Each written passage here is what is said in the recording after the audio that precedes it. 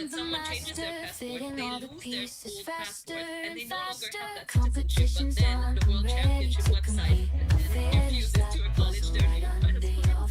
So it's constantly learning. At the moment, I'm also getting with residents in a disadvantage as well. At this point, because me specifically, for example, because now I'm a Hungarian citizen, and if I would want to get a Hungarian SIM, I wouldn't be able to get one because the teams don't take it seriously enough. They're not someone that they can reference with. They necessarily have the resources.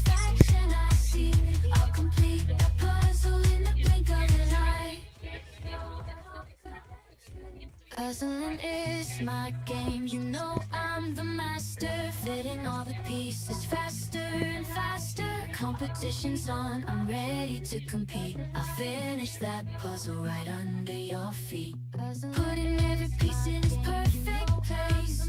Time taking, heart racing. Gotta keep up the pace. Feeling the adrenaline is running through my veins. I'm the puzzle king. No one can beat my games. Jigsaw puzzle is my obsession. It's true, I conquer them too. The thrill of the chase, satisfaction I seek. I'll complete the puzzle in the blink of an eye.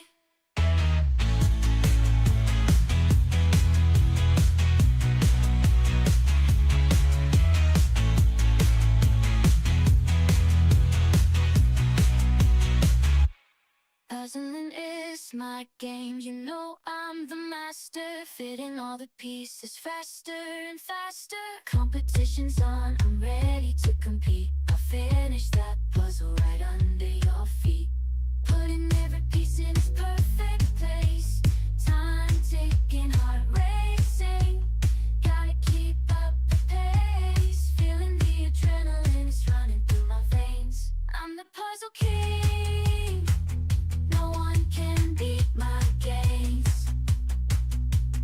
Jigsaw puzzle is my obsession. It's true, I conquer them too. The thrill of the chase, satisfaction I seek. I'll complete the puzzle in the blink of an eye. Puzzling is my game, you know I'm the master, fitting all the pieces faster and faster. Competition's on, I'm ready to compete. I'll finish that puzzle right under your feet. Putting every piece in its perfect place. Time taking, heart racing. Gotta keep up the pace. Feeling the adrenaline is running through my veins. I'm the puzzle king.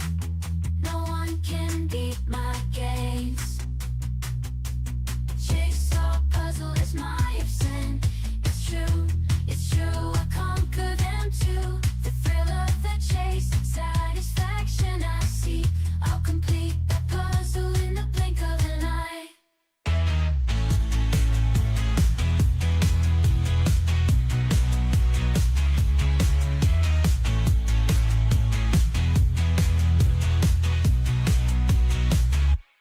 Puzzling is my game, you know I'm the master, fitting all the pieces faster and faster. Competition's on, I'm ready to compete. I'll finish that puzzle right under your feet.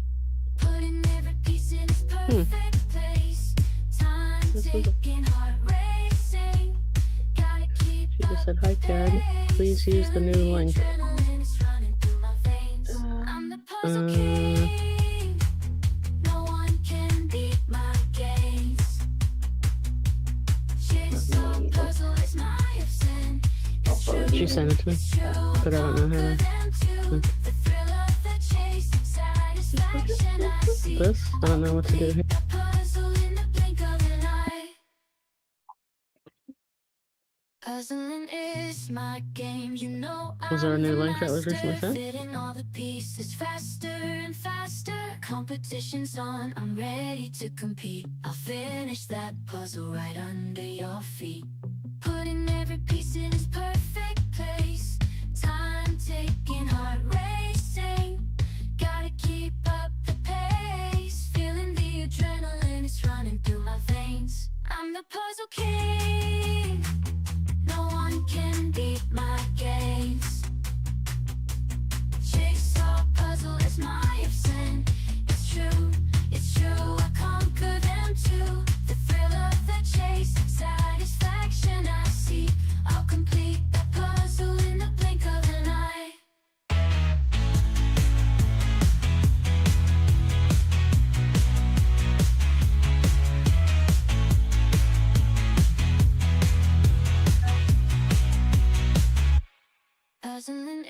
is my game, you know I'm the master, fitting all the pieces faster and faster. Competition's on, I'm ready to compete. I'll finish that puzzle right under your feet. Putting every piece in its perfect place. Time ticking, heart racing. Gotta keep up the pace. Feeling the adrenaline is running through my veins. I'm the puzzle king. No one can beat my games. Jigsaw puzzle is my obsession. It's true, I'll conquer them too. The thrill of the chase, satisfaction I see. I'll complete the puzzle in the blink of an eye. Puzzling is my game, you know I'm the master, fitting all the pieces faster and faster. Competition's on, I'm ready to compete. I'll finish that puzzle right under your feet. Putting every piece in its perfect place. Time ticking, heart racing. Gotta keep up the pace. Feeling the adrenaline is running through my veins. I'm the puzzle king. No one can beat my games. Jigsaw puzzle is my obsession. It's true, I'll conquer them too. The thrill of the chase, satisfaction I see. I'll complete that puzzle in the blink of an eye.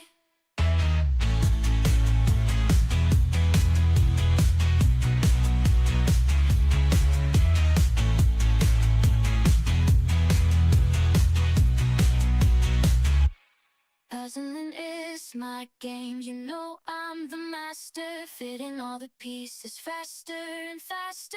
Competition's on, I'm ready to compete. I'll finish that puzzle right under your feet. Putting every piece in its perfect place. Time ticking, heart racing. Gotta keep up the pace. Feeling the adrenaline is running through my veins. I'm the puzzle king. No one can beat my games. Jigsaw puzzle is my obsession. It's true, I'll conquer them too. The thrill of the chase, satisfaction I see. I'll complete the puzzle in the blink of an eye. Puzzling is my game, you know I'm the master, fitting all the pieces faster and faster. Competition's on, I'm ready to compete. I'll finish that puzzle right under your feet. Putting every piece in its perfect place. Time ticking, heart racing. Gotta keep up the pace. Feeling the adrenaline is running through my veins. I'm the puzzle king. No one can beat my games. Jigsaw puzzle is my obsession. It's true, I'll conquer them too. The thrill of the chase, satisfaction I see.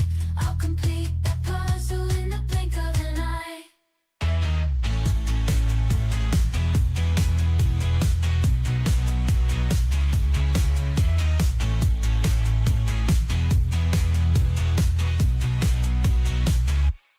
Puzzling is my game, you know I'm the master, fitting all the pieces faster and faster. Competition's on, I'm ready to compete. I'll finish that puzzle right under your feet.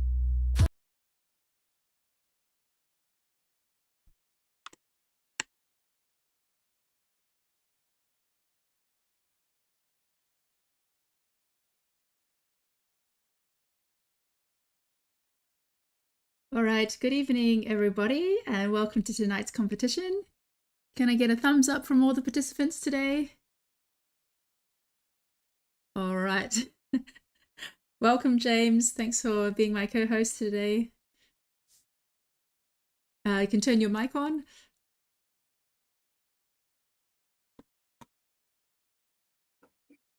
Hi, Michelle. Hope you can hear me. Hi, James. Yes. Good. Yeah, we have a few things going on. We have now changed the meeting link, the Google Meet that we use.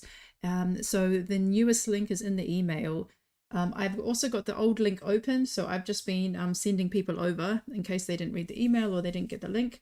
I'm just going to keep an eye on that we make sure everybody comes to the right meeting. But we have about 80 people in the meeting, so that sounds about right. All right, and welcome to those on YouTube. Already a lot of people there. Greetings, everybody. Yes, so we have a theme for today, and it's about board games. So I'd like to ask you, James, what kind of board games do you play with your family and friends? My middle daughter, Kasha, who's the one I jigsaw with, is an absolute board games nut, and she loves bringing games along. The one we did a lot of last sort of festive period was Wingspan. We played a lot of Wingspan. But we also have a family love of bird watching as well, which I think is a fantastic game where you have to build different habitats with birds. That's a wonderful game. And then I love games like Chameleon. And then we've also got quite a lot of these small games. There's these little ones you can just fit in your pocket that we take places and play a lot of. So yeah, all sorts of games. But games are always right at the middle of any sort of midwinter celebration. Yeah. And so do you like more like cooperative games or games where you have to go up against other people and beat them? Deception and murder mainly is what we're after. That's my personal preference. So yeah, that's what we go for. Yeah. Yeah. No, but once we have to think a bit. But it's always interesting within the different family dynamic about who's crafty and tends to win these sort of things, you know. Yes, it's not always Kasha. She's not always the winner. Yes. What about yourself, Michelle? Do any games that you play? Well, I have to say, since I started speed puzzling, my participation in board games has completely dropped. But before that, I would say up to about the end of 2023, early 2024, I really enjoyed Catan and Carcassonne.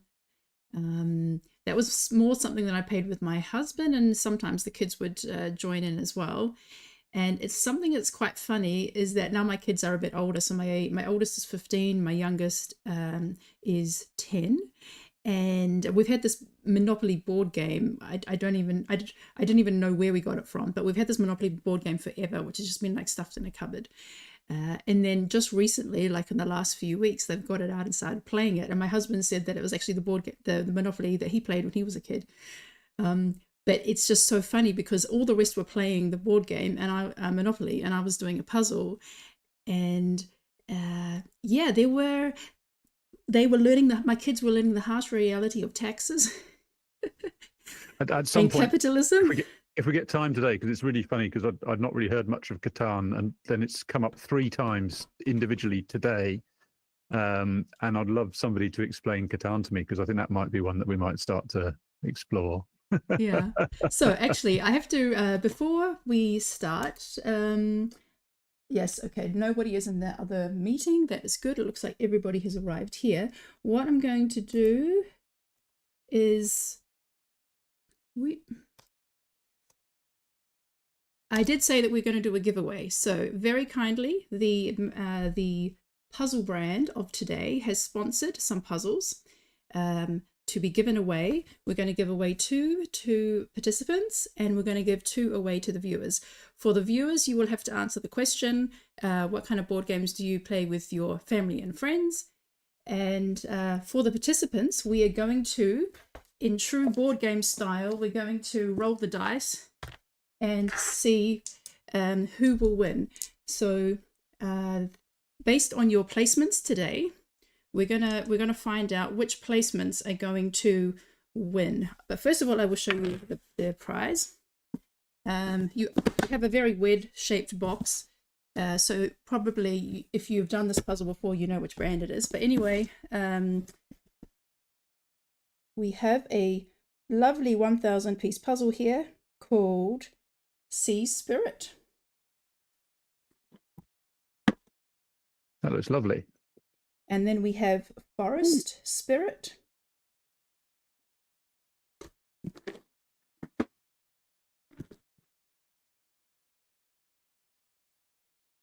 The This one is called Ice Spirit. And by the way, these are part of the Glow in the Dark collection. So these are 1,000 piece puzzles.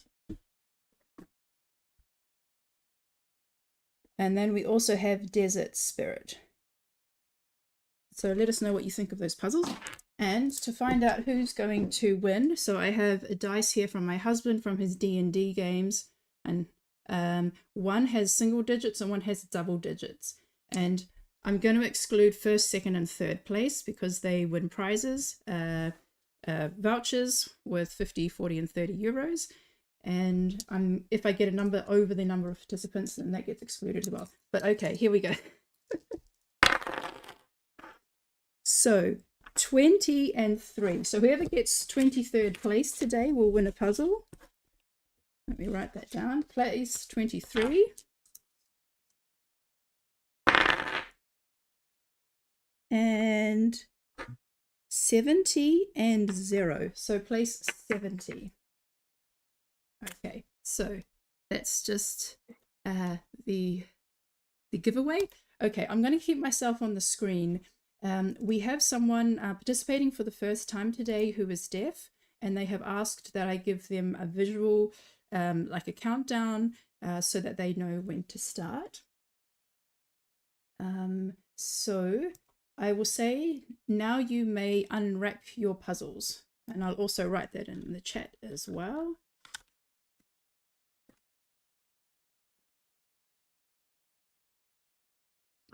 Yeah, there's not to be any dawdling if you're looking like you're heading towards 70th.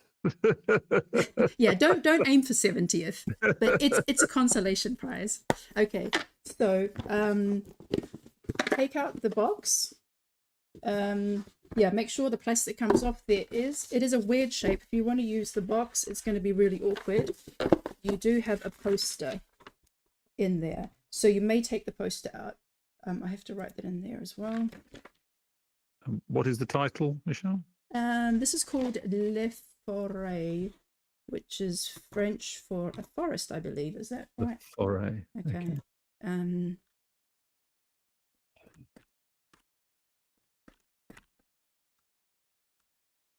So we're not starting the puzzle yet, but you may take out the poster.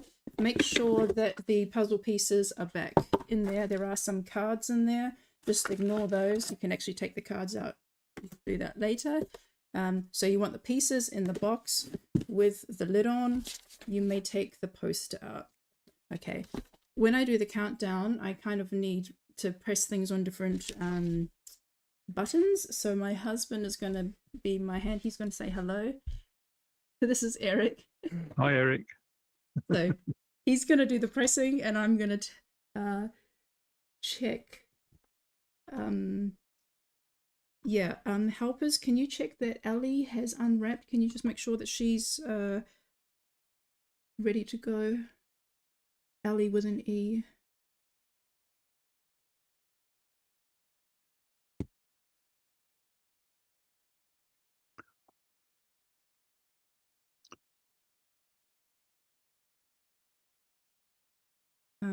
Joanna and Taya, if you can you check if has Ellie unpacked? Okay, maybe.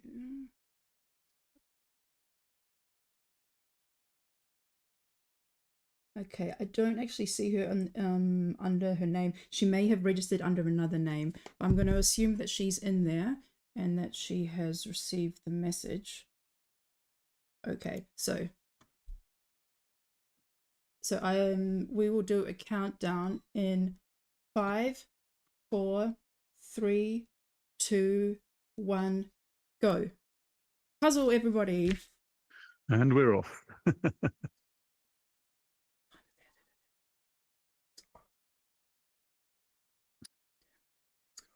Okay, it looks like the timer is not running properly. We may have to adjust that later, but the timer on the actual timer website is running.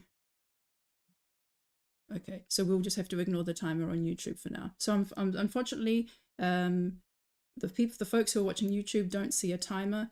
We're using a new meeting and it looks like the timer didn't transfer over, but we'll figure that out for next time.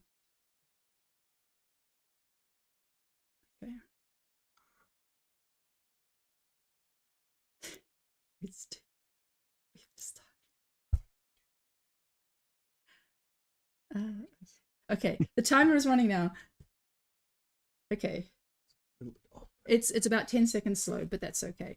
All right, let's get back to the competition.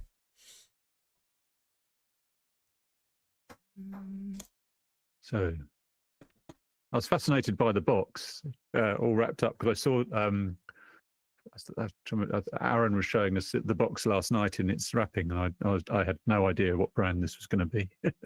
So this is Iello? Yes, so let's have a look. The brand is called Iello, spelling with an I, so Iello, and that's the puzzle that we are doing today. So this is similar to the other one we did from this brand called Le Chateau, where you basically build a labyrinth and then afterwards you can play the game. So that's why you get some cards in there, and you basically got to find your way up to the destination or the temple, and yeah, fight some villains along the way and do all that. So it's called Le Foret. I'll just write that in the chat as well, that everybody knows that. And then let's see who we've got with us today. That's that looks a challenging puzzle, Michelle, I would say. Sometimes some people need a challenge. Have you done this one? I have. Yeah. Did you like it, or did you enjoy it, or was it a bit tough? It was interesting, but I enjoyed the style. Like, it's kind of like a Japanese style image. Like, it looks like one of those old old prints on that they would do. So there's like a Japanese looking temple, and then you've got a little character at the bottom who has a flame for a head, and yeah, there's like these red Japanese gates along the way. So it has a really nice style. But yes, it is a bit more challenging. So let's so we have with us I'm starting at A, and we have Aaron from the UK, of course. We also have Agata from Poland, Alejandro from Spain, Alexandra from Austria, Anna Kirk from Denmark, and Angela from Germany.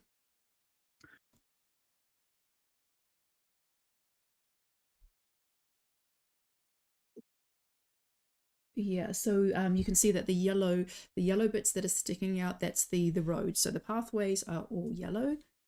So yeah, you do have repeating elements here, because you have yellow pathways, and you have like little clusters of trees and rocks.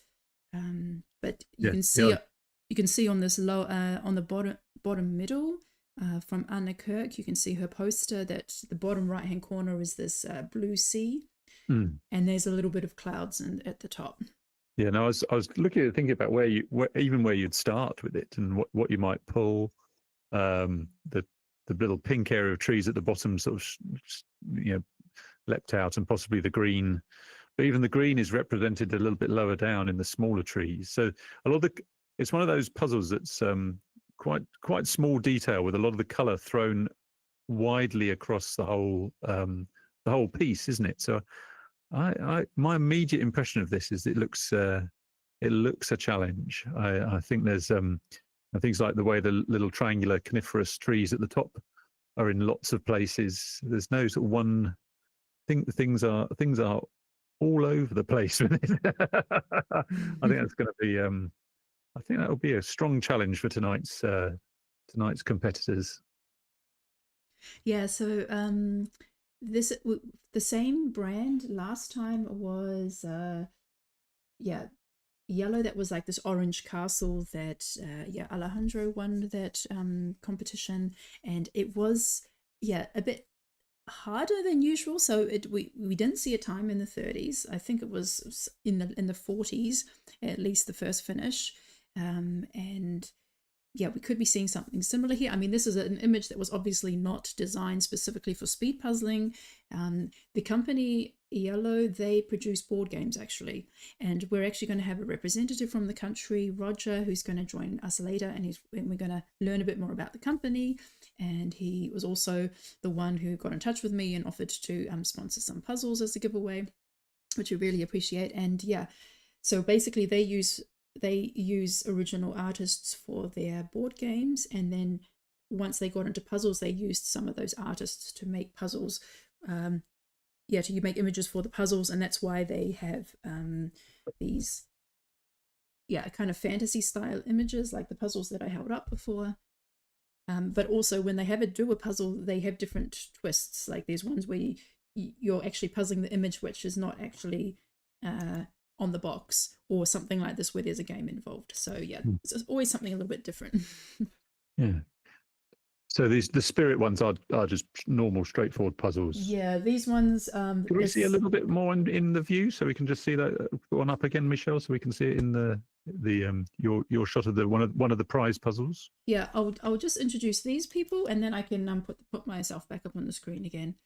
So right now on screen we have Anna V from Finland, Anna L from Germany, Anna Roos from Netherlands, Birgit from Germany, Cameron from Canada, and Carolyn from Germany as well. So yeah, so at this stage it's 6 minutes, and yeah, some people already getting doing a really good work there on the border, and Birgit doing lots of sorting on her trays. But yeah, let's just take another look at one of the puzzles. And the cut on the puzzle, is it a fairly regular cut? It's trefoil. No, like, right. Yeah, the original trefoil. Trefoil cut. Yeah, so this one is just a glow in the dark image, so really nice fantasy style image. And each of them, even though they kind of look like similar styles, they're 4 different artists, and I think they're French artists as well. Yeah, it'd be interesting to know whether people would rather be looking at doing one of those this evening, or the one that they're doing at the moment. I would really like those images as 500, so that will be my request to Iello. Please produce more 500 piece puzzles, because they have really amazing designs for their 1000 pieces, and maybe they'll realize after watching tonight that there's a great demand for 500 piece puzzles, and especially for a really lovely art. The chat is going quite crazy for people both stating their games and then trying to explain the games to each other. That's quite fun. Yeah. So on screen right now we have Chiara from Italy, Kieran from Ireland, Daniela from Portugal, Dietmar from Germany, Ekaterina from Russia, and Everly from Estonia. So yeah, I wonder if we'll see anyone ignoring the border, maybe starting with some specific element somewhere in the middle of the picture. So I just noticed that there is it was months and months ago that I did this puzzle, maybe about 6 months ago. So I don't remember anything of it except there were a lot of trees. But there is like a dragon or a snake, a red dragon or snake, like kind of weaving its way through a section of the puzzle. So maybe if there's someone who doesn't like borders, they might go for that. I'm just trying to spot that. I can see something that looks orange and spiky on the crest of the hill, halfway up on the left. Yeah, I'll do a close-up of the map. Because essentially it is a map.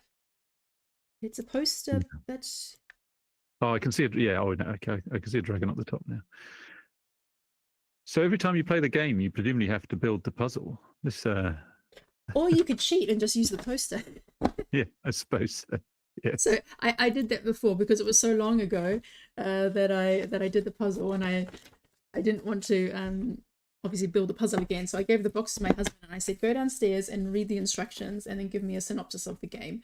So, and then he went ahead and looked, and then he called it a map. So I like that idea. I'm gonna call it the poster a map. Eric gets all the tough jobs, doesn't he?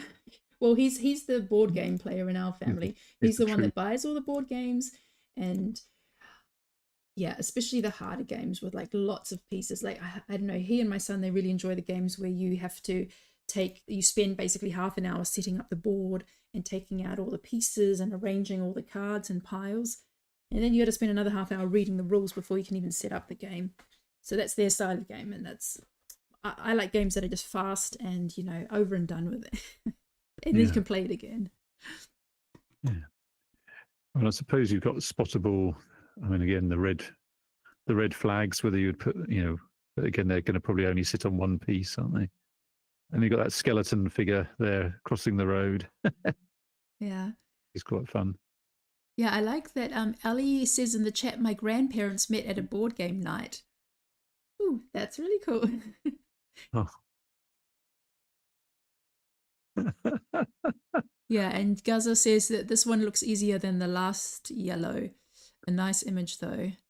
Well, there's a bit of comments about people being happy to not be doing this one Oh. today. And Fee says, I played board games online with my husband and friends during COVID. Every week we tried a new game that helped to keep us sane. So can I set the chat a challenge then to explain Catan to me in 2 or 3 sentences? Come on, chat. Catan in the least number of words would be, at the beginning you need wood and clay, and later on you need iron and what's the other mineral now? I don't know. We play it in German. I've forgotten what we call it now in English. But yeah, we'll see who can explain Catan in the least amount of words. So on the screen right now we have Eva from Poland, Anna from Belgium, Freya from Sweden, Helen from the UK, Herefna from Iceland, and Eden from Norway. And looks like everyone's on the border at this stage. I've got Catan, building settlements and collecting resources. And that was the word "or" you're looking for. Or, yeah, because we call it something else in Deutsch. I think it's like Stein or Erz, something like that, iron ore. Yeah, you need iron, exactly. Build settlements and building settlements and collecting resources. And is it how many people? What sort of numbers would play Catan? Is that a sort of? I think you only have 4 players. It's 4. Does it have to be 4 playing? No, you can play with 2 people. With fewer or 2, yeah. Okay. Well, maybe that might come into the Nichols house this Christmas. Yeah, it's a game that's originally from Germany, but then it has spread out around the world, because I remember like 2 years ago on New Year's Eve, I played it with my husband, and then I posted a picture on Facebook or Instagram, and I was like, oh, I've just discovered this new game called Catan. Does anybody else know this game? And then people from all around the world were saying, yeah, we've had this game for like 20 years or something. So it's one of the most successful games in Germany, and it has expanded around the world. I found myself wandering into a games cafe this afternoon, and there was not surprisingly no jigsaw puzzles, but there was a game of Catan, which was funny having seen it earlier on today. So how do you just stumble upon a board game cafe? Is that something quite regular in the UK? It's so that there are quite a lot of towns have got them now. They and there's one just opened up that used to be a non-board game cafe up in the town that Kasha's moved to. So I had lunch with Kasha today, and we had finished lunch and went for a wander, and we went to have a look at this place because it was newly opened. Go and do a recce. So it was nice. I think we'll definitely go back. But it was either going to be take your own jigsaw or play something like Catan. Yeah, that's nice. I mean, I see Abby is in the chat, who who opened her board game cafe, I think fairly recently, and has been doing really well. And now she had the marathon at her board game cafe on the weekend, so like 5 teams doing a 10-hour marathon, which is really looked like a lot of fun. Yeah. So here, right now we have Inga S from Lithuania and Inga S from Netherlands, Irma from Switzerland, J. Katarina from Germany, Jacqueline from Germany, and Jagoda from Poland. Oh, I can see that Inga from the Netherlands has got the top corner, which is the clouds, done. Ah, right. So yeah, that was one of the areas we saw as being more specific, distinct color block. You said that, and the water at the front, at the bottom as well. Yeah, so a few people going in with that pink area. Yeah, and I can see that Jagoda has done the on the opposite corner on the top, you've got the temple, which has kind of like a sun behind it, or like a yellowish circle behind it. So looking good there, and also the bottom left cluster of pink trees looking really nice. But even the pink trees, I was looking at those. Originally, I thought, oh, definitely would pull those out. But then there's another one in the middle. There's two more of them halfway up.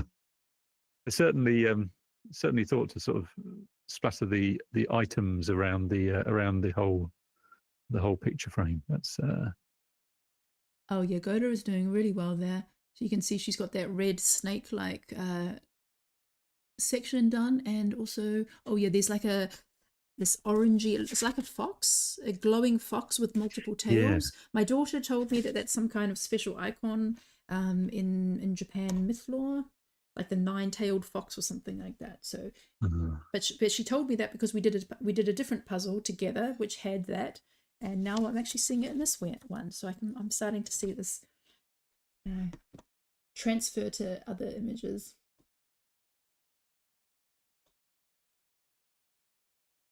Well, SJ has just put the prompt out about nobody guessing finishing time, so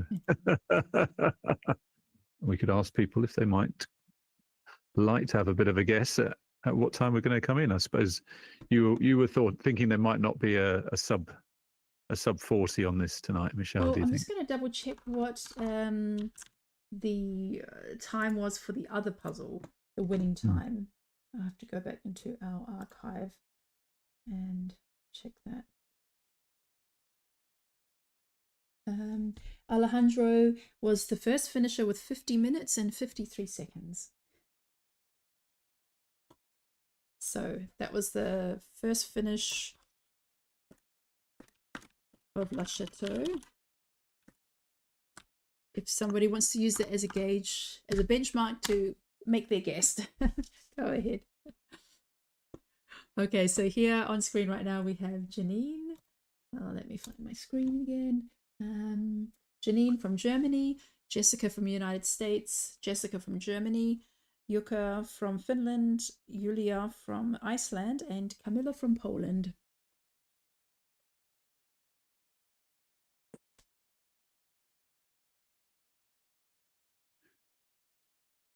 Well, someone's come in with a guess below 40 minutes. There we go.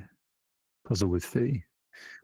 Yeah, I'm quite curious as to how Yagoda will do with this one, because on the Witcher puzzle she did amazing and just completely blazed her way through that puzzle, and I see she's doing amazing progress right now on the on this puzzle. So maybe yeah, kind of fantasy style puzzles are her thing.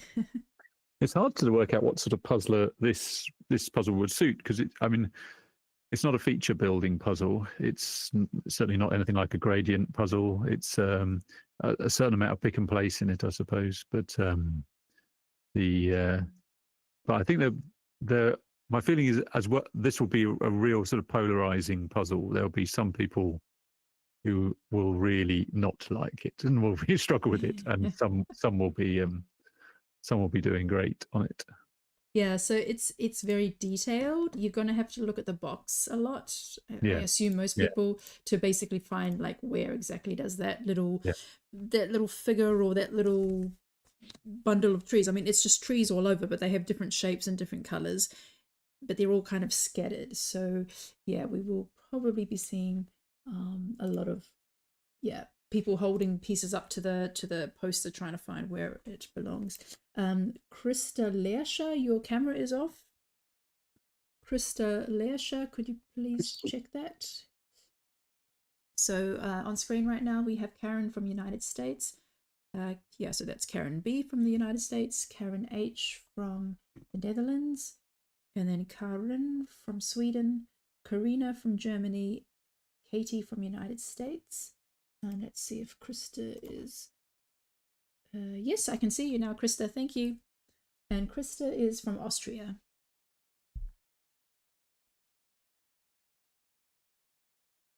Yeah, so you can see, like, if you look at Karina's, for example, or Karen's, that they've just got bits kind of placed around the puzzle. I'm not just sure if that's just a pull and it's just kind of their holding place for now, or if they are specifically placing those pieces, that's where they belong. Maybe they're just still in the assembling little sections at this stage. But I do expect that I think for me, I had like little mini floating islands all around, like little bits of 2s and 3s kind of all around the image. So yeah, I know it's not people's particularly favorite style for having such little small clusters all over the image. The consistent two areas that look like people are putting in it are that white sky and the pink trees, and then I can't see anything else that repeated across a number of puzzlers that is going in at the moment.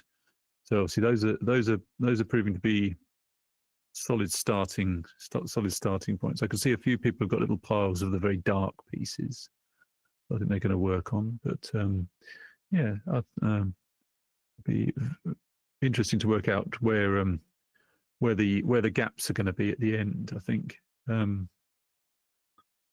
wonder if people will start to go down the use the yellow, connect up the yellow, and then there's quite a lot of that, you know. Yeah, so I'll tell you what my time was. I'm gonna find mine. My time was, well, maybe I shouldn't say it. I remember I enjoyed this puzzle. It just took a long time. It's an enjoyable puzzle. It just takes a long time. Would you have had a piece count? No, I did it in 1 hour and 16 minutes. I think that's very respectable. I would totally predict I'd be nowhere near that. So, yeah. You're a good and honest human, Michelle Casper. Well, that is my time for average to difficult puzzles. So basically 1 hour 16, that's also how long it took me for 1 hour 17 for that community, for the final puzzle from the worlds. Yeah, so considering that the time limit there was 75 minutes and at 90 minutes I didn't finish on time, but considering we have 2 hours today, that is well in the finishing time. It is interesting having a puzzle in a shoebox type shape, in that it's got that certain sort of prestigious luxury type different feel about it, and then you go, but how am I going to balance that on my puzzle shelf? It is awkward. It's like I'm always trying to like find this gap and kind of like squeezing it through in there. I think one of the reasons they design them like this, I heard that, like, for example, in shops, it looks quite nice. I don't know, having I don't know, they're quite stackable. Like you can fit quite a lot of them kind of on top of each other, and you get the image as well. But yeah, we can ask the Roger a bit later about the reason why they went for that style of packaging. I mean, it is very distinctive. There's the only puzzle I know that has this kind of, like a shoebox style. Yeah, we were talking about the box last night, and Graham, who organises the puzzle guzzle, just immediately knew what it was. He said, I know. I think once you've done one, if you have one in your collection, it's pretty obvious then. I think he does scour a lot of the European catalogues like you, looking for puzzle brands. So. Yeah. So right now we have Laura on screen, and Laura is from the United Kingdom. Then we have Leah from Denmark, Linda from Norway, Lena Beata from Norway, Lynn E from Belgium, and Lynn T from the United Kingdom.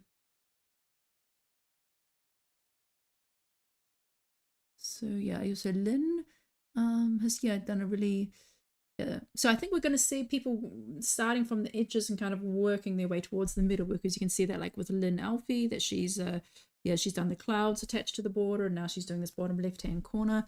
And you can see also Lena Beata has done the temple as well. But then again, there's that red snaky thing in the middle that's kind of floating around. Yeah, Linda from Norway is also working on that feature. But actually, if you look at Lynn T, I'm just going to do a close-up of Lynn T. She has pulled up all the symbols. So as you play this game, you will notice that there are little red symbols all over the place, and they equate to a particular card. So she's already placed them exactly where they belong. So I'll just show you that in a bit more detail. So you have these different symbols. So when you get to the map, and if you go on the map to like the waves, then you take the wave card. Then you've got some like wild cards that have this whirlwind symbol, and these are the symbols that are also on the map. I did wonder about that, whether just put it whether because those are obviously easy to pull from the pile, and then you can at least get some sort of orientation within the frame. So Yeah, well, I do really enjoy the reds. Like red is something that stands out to me a lot. So I think I pulled those bits quite early because it's like after the snake and the temple, the only red bits left are those symbols. So it was like a no-brainer to then place those where they belong.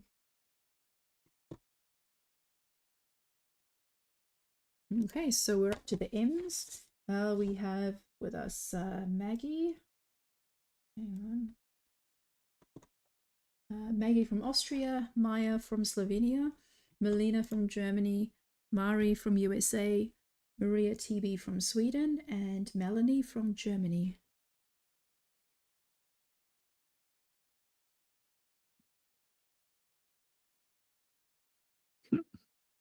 Oh yeah, and Melina has been doing some orange trees. So there's a few larger orange trees, and you can see them kind of placed around hers. So that looks very nice. And yeah, Mari is using her tray. But yeah, Mari has also done quite a lot, building from the outsides towards the middle. Yeah, there's also those sort of 3 different coloured, black and coloured parallel lines on the far right side. I don't know how many pieces you'd get with that. And the greens, there's sort of 3 different shapes of green. There's sort of the elliptical green, the blobby green, and then the slightly more bent green, all up on the top right-hand side. So maybe the green might be also a bit later on something people start to go for. Yeah, so you can see that Mari has done some sections of trees close to the clouds. And so, yeah, so that was quite good. She pulled those pieces onto her tray, and then she could assemble them a bit closer and then place them where they belong. Yeah, so we're about halfway through.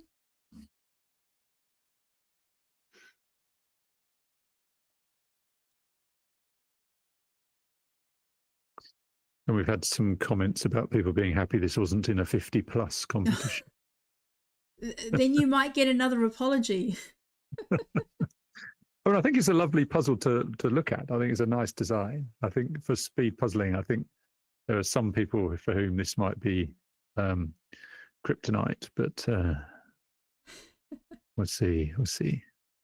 What doesn't kill you makes you stronger, right? Keep that in mind. With us, we have Melly from Switzerland, Menika from the Netherlands. Hello, Menika. We have Moody from Germany, Nadia from Indonesia, Nina from Slovenia, and Nora from Finland. Yeah, the last competition we had 4 people from Slovenia, so we're seeing more people join us from there, and actually one of the participants got on the podium as well, and this time we have a couple of people from Iceland. So it's always nice to see more representation coming through from some of the underrepresented countries.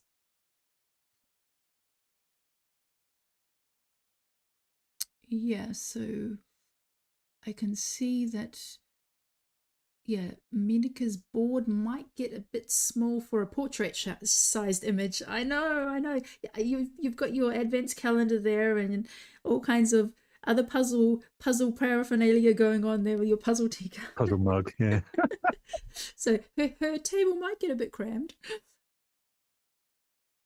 Yeah, that looks tight science. That So that's Menika's her mascot is her puzzle teacup. So she has to have space on her table for her puzzle teacup.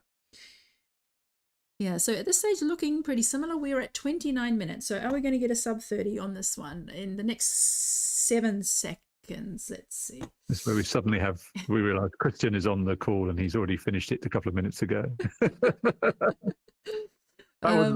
For watching that competition where Christian did that was very funny. I almost missed it. That was like, so shocking. I really enjoyed the commentary. It's like, oh, hang on. Oh, I was just like left speechless. I was like, what? 24 minutes? What? It was very What's good. going on? And then we had Connor the other week as well. That was quite something. Yeah, I'm going to do a post before at the end of the year about the sub 30 club. So I'm going to acknowledge all the people who got a sub 30 in an EJJ competition. And every week it seems to be expanding by another person. So we have about 7 people by now in the sub 30 club. And the good thing about the sub 30 club is you only need to do it once to get into it. You don't need to do it 6 times. So, and there's not going to be any competitions for the sub 30. It's just a pure acknowledgement of your skills. If you do some sort of sub 30 merchandise, I will corrupt it into sub 1 hour 30. Okay, so I'm getting the heads up that maybe Yagoda could finish under 40 minutes. So we're at 31 minutes. I'm going to keep on moving. We have Patrick from Switzerland, Paulina from Poland, Rehards from Latvia, Rose from United States, Sandra from Switzerland, and Sana from Finland. But yes, looking really good here. Patrick making great progress there. I mean, he's got a lot of pieces inside his frame. I'm not sure if those are completely... I think he's placed them. I think those are pick and place pieces. I don't think it's just clutter.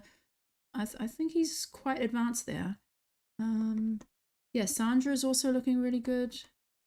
And Rose has also got quite a lot in the middle. Okay, go Patrick. Yeah, I think he's got quite a lot of islands going on. Yeah, it's really tricky with this type of image because it takes a while before you get like a solid section and before you can get like the left to the right side connected and the top to the bottom connected. Yeah, so for a lot of times you got to be really careful when you place things, otherwise they're all just shifting around in the middle.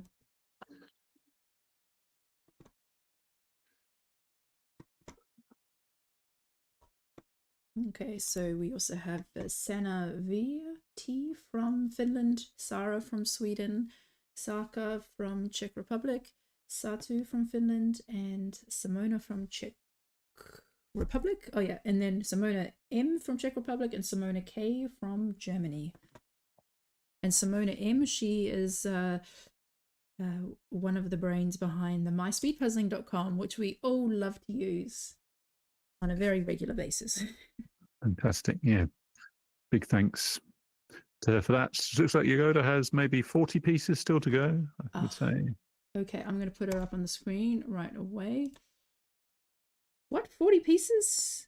Am I on the wrong? Hang on, I might be on there. Okay, I just got told she was 50% done. Let's go up to Yagoda. Okay, you could be right. Yeah.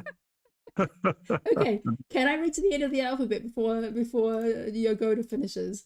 Let me just jump ahead to Victor. Let's just get some Polish pairing there. Okay, Yagoda is significantly ahead of Victor. Okay, let's get a few more people onto the screen. We have two Steins. Okay, yeah, so where is she finishing? Okay, she's got the light blues to finish. Okay, let's just go through a few more. We've got Sophie G from Germany, Stein from Belgium, Susanna from Germany, Tammy from United States. And did I say Stein from Belgium already? Okay, let's get a close-up on Yagoda. Yep, rattling along. It's just gone around all the pieces that were scattered around her puzzle. Just has gone around them and is one-handedly picking one up, popping it in, finishing off those pieces in a very sort of systematic loop around the remaining pieces on the outside. Wow, that went so fast because about 5 minutes ago I got the note that I just got told 8 minutes ago that she was 50% done, and now she's on her final pieces. Okay, we have Tipat from Latvia, Tobias from Sweden, Tulia from Finland, Veronica from Slovakia, and Wendy from United States. I'm probably getting down towards the last 10 to 15 pieces for Yagoda. I was still very much doing the one-handed puzzling. I've got Yagoda and Victor pinned, and Victor's doing his proper two-handed puzzling, and Yagoda's flying away with just the one hand, putting probably the last 6-7 pieces in now. We've got Vivka from Germany, Victor from Poland, and Zach from United Kingdom. And Yagoda has her last pieces. Because last 2 pieces to go in now. 2 35 hands now. minutes. 1, 2, and done. There we go. And she made it. Wow. Well done. Wow. First. Well done. Well done, Yagoda. Wow. That was incredible. Let me check. Lots of good celebration. Oh, hang on. We might have a lost piece. Hang on. And found. And in. There we go. So that was before her final piece was 35 minutes and 40 seconds. And that was a great celebration as well. A bit of a fist pump and a jump up and down. That was wonderful to see. oh, wow. Oh, yeah. So sometimes she comes out of nowhere and just, wow. That's an astonishing just final bit of play there. That was super quick. Yes. Okay, so unfortunately, Minika has to go. She has to leave, probably to go to one of her singing practices, but she will finish it at her leisure later. Okay, thanks, Minika. Bye, Minika. Lovely to see you. Hope you enjoy it later. And Joanna says Yagoda is our little Polish star. Okay, so we have a first finisher at 35 minutes and 40 seconds. Let's see what the difference is, the lead to the second place. And yes, I sneaked in the final people of the alphabet before Yagoda finished. But man, it's getting quicker and quicker each time. I think your speed performance was equally impressive because I was watching Yagoda just storm away, and I wasn't paying too much attention to what you're saying, Michelle, but I could hear you trying to rattle through the last few names. I think you got through them admirably. So let's see who might be in the front running for second and beyond. Let's say for the top 10. Let's see how our top puzzlers are going. Let's maybe have a look at Alejandro. Oh yes, where is he? And I'm going to pull up Mari as well. Okay, so we've got Victor, Chiara, Inga, Lena Beata, Alejandro, and Mari. Yeah, so you can see that Alejandro's only got the light blues left with the yellow pathways. So when you go to finish, she only had light blue pieces, which was the background left, so the land parts.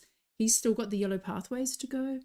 And I think Victor is also at that stage. Oh yeah, Victor's already started on the yellows.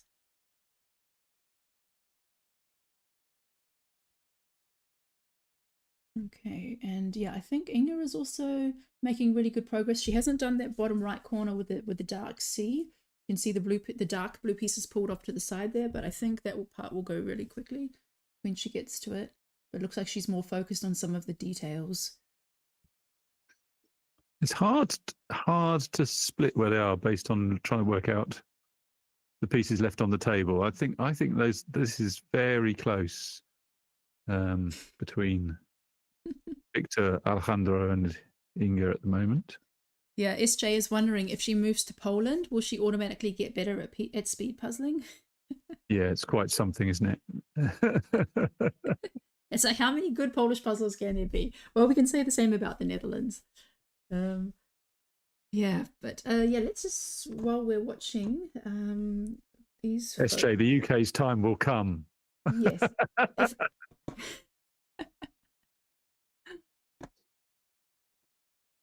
If I move to the UK, will I automatically become a better beer drinker?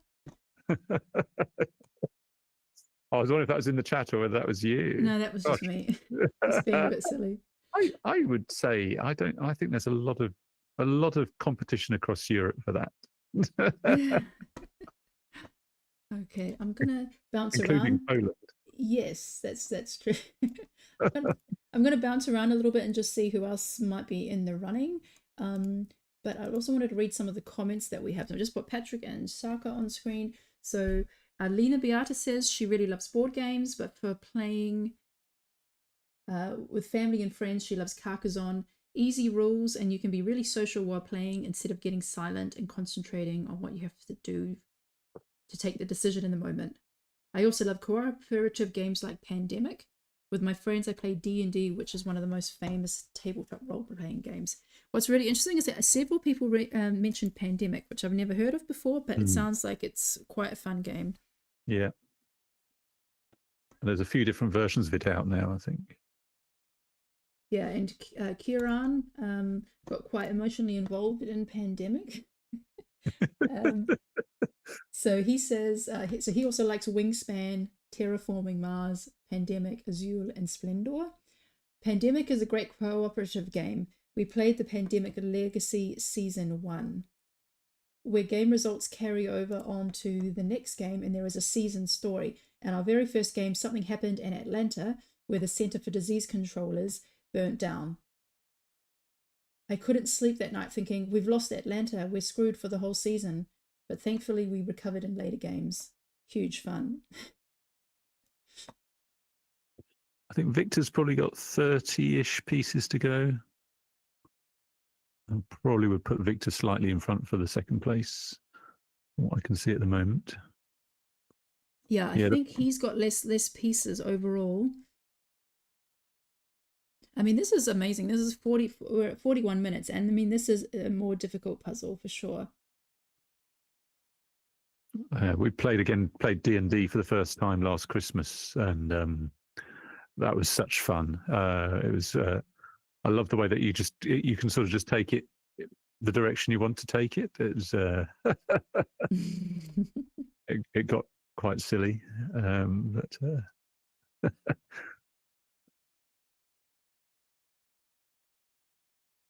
Yeah, so it does look like Victor, Inga, Alejandro, Mari are in the running for top 6 at the moment.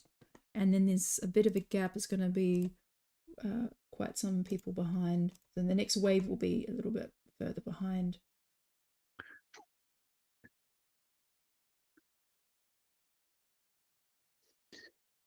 Yeah, we better not mention any places past about sort of 10th or so people aren't going for the 23rd. Oh, yes. Okay, true. What was it? Let me see. 23rd and 70th. Place 23 gets a consolation prize, and place 70 also receives a very beautiful puzzle.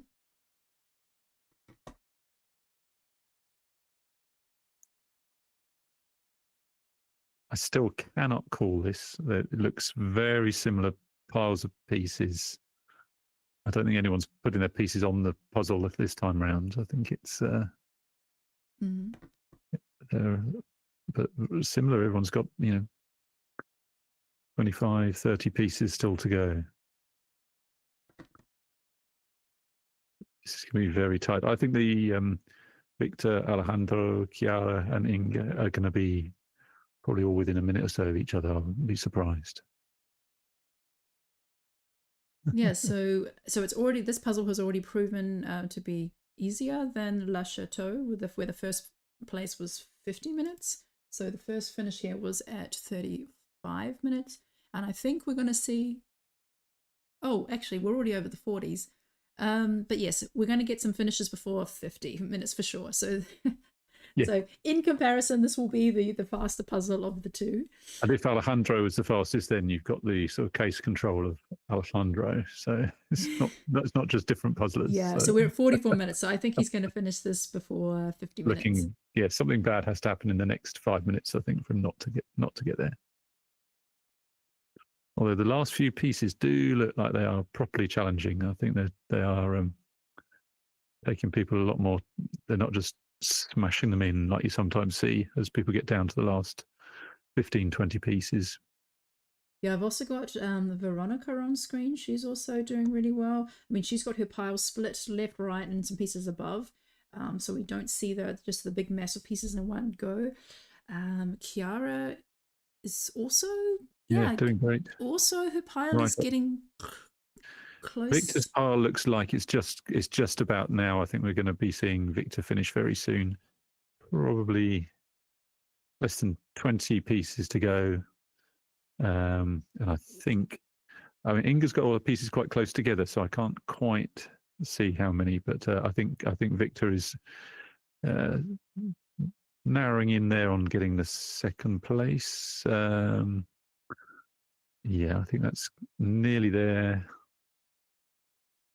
and it's it's those pieces up around the conifers there. I think quite a lot of those, a lot of gaps there still to go in. But both hands working away furiously, getting those last few pieces in. And we've got 5 more pieces to go. Yeah, just going by shape now, plugging in those holes. Go, Victor. Well done, Victor. Nice. So Victor takes second. Lovely. Well done, Victor. That was terrific. Yeah, 45 minutes and 57. Yeah, so just for those who have just joined us just now, we had a bit of an issue with the timer. The timer on the screen is about 10 seconds slower than the actual time. But yeah, fantastic. So between Yagoda and Victor, we had 10 minutes, a 10-minute gap. Which is, yeah, quite unusual to have such a large gap. But yeah, on screen right now, who is also in the running for the top 6 and top 10 positions. We've got Inga doing really well, Alejandro, Chiara, Veronica, Lena Beata, and Mari. I'd also love to take a look at Tobias and Patrick.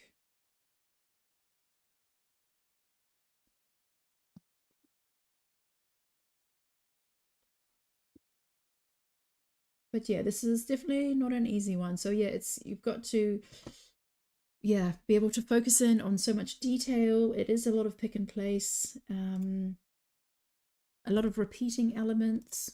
It's in a portrait orientation. I know Victor's not a fan of portrait orientation puzzles.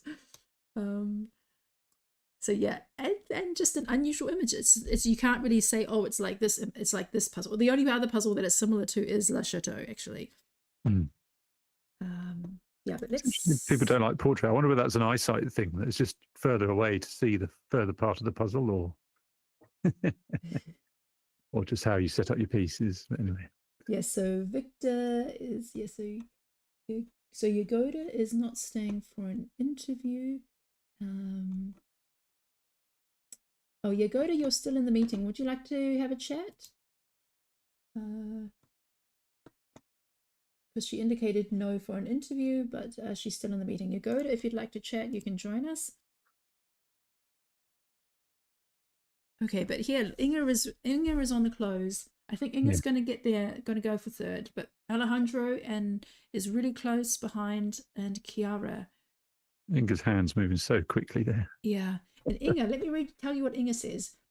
There are so many amazing board games with family and friends. I really like pictures, where you have to recreate a picture with different materials so that the other players can guess which picture you are recreating. I have this game, so I know this one. I'll see if I can read her answer before she finishes. I'm also into cooperative games such as Decorum, Bombusters, Hanabi, and Sky Team. I also have some very fond memories of playing solo with my family. Solo is like Uno, only then better and more chaotic, as you can skip other people's turn if you are fast. Just like puzzles, I can talk about board games for hours, but I will stop here. Inga's energy and her hand speed just finishing off is looks speeded up. Well, she's used to these really busy, chaotic images, like those chaotic cartoon images. The Dutch. A lot of small bits going on all over the place. Okay, go Inga. Yeah, coming up for third. Chiara was pretty close too, but I think Inga's going to get there.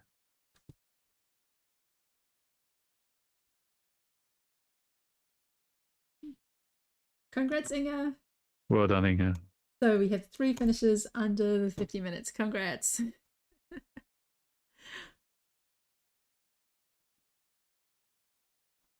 Yeah, so this type of puzzle, we're not getting the finishes bang, bang, bang right after each other. Not rapid fire. They're a bit more spread out. Yeah, it looks like Chiara's nearly there. Just probably 20 pieces or so. Who else have we got our eye on? Michelle? Yeah, we've got Alejandro, Chiara, Mari, Tobias, Patrick, Veronica. Yagoda is not staying for an interview, but she says this is her first time to do Iello puzzles in 500, but she has some 1,000 piece puzzles from this brand and she really loves them.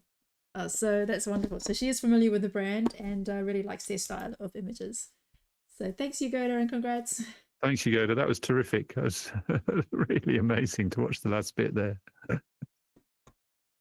Yeah, so Jim is calling this a thinning, no, SJ is calling this a thinning the herd puzzle. Yes. Yes. Strong. I think in when you're doing multi-choice questions, it's a strong differentiator. So I think Lena Beata is also coming into the close. Let's get eyes on her. Yes. Oh, Lena Beata.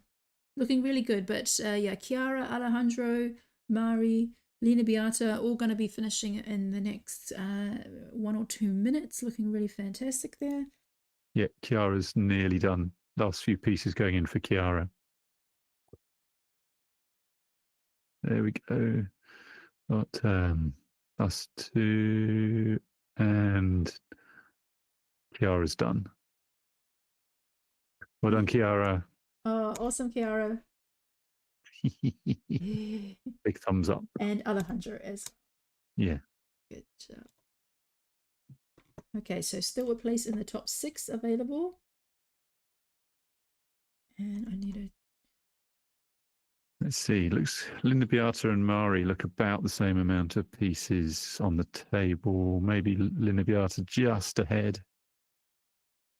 It is interesting again, like watching the last pieces going in. It's like lots of pieces going into different areas in the puzzle. It's not like just for a lot of people, you know, quite often there's a one area that's difficult to build within a puzzle, and you see that being filled in last.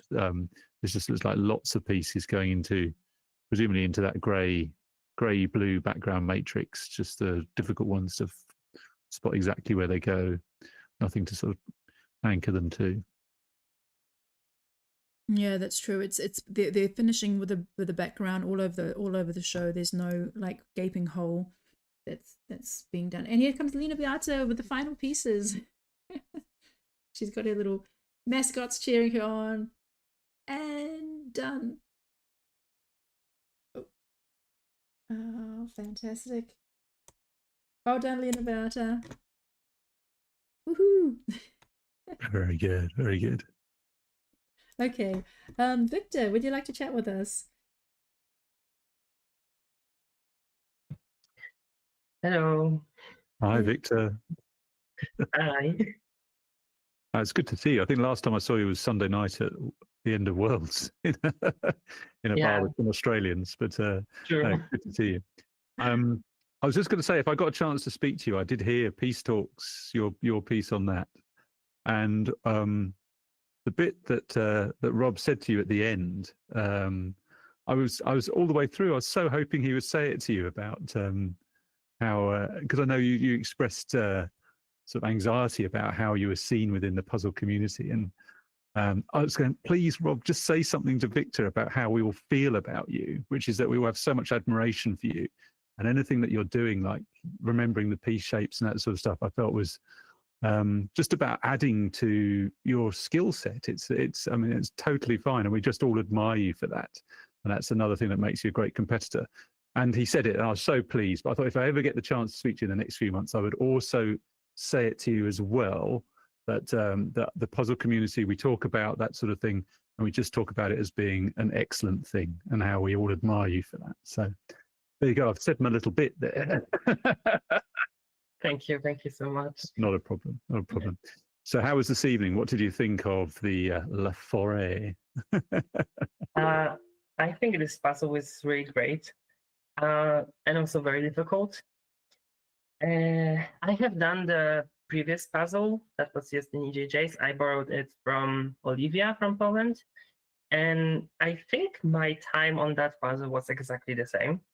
So I think this is not particularly harder, but I don't know. I would have to compare the two, seeing them side by side. But I don't know. Maybe I actually think that this one is harder. What do you think makes this a hard puzzle? What is it that trips you up and adds time to your completion?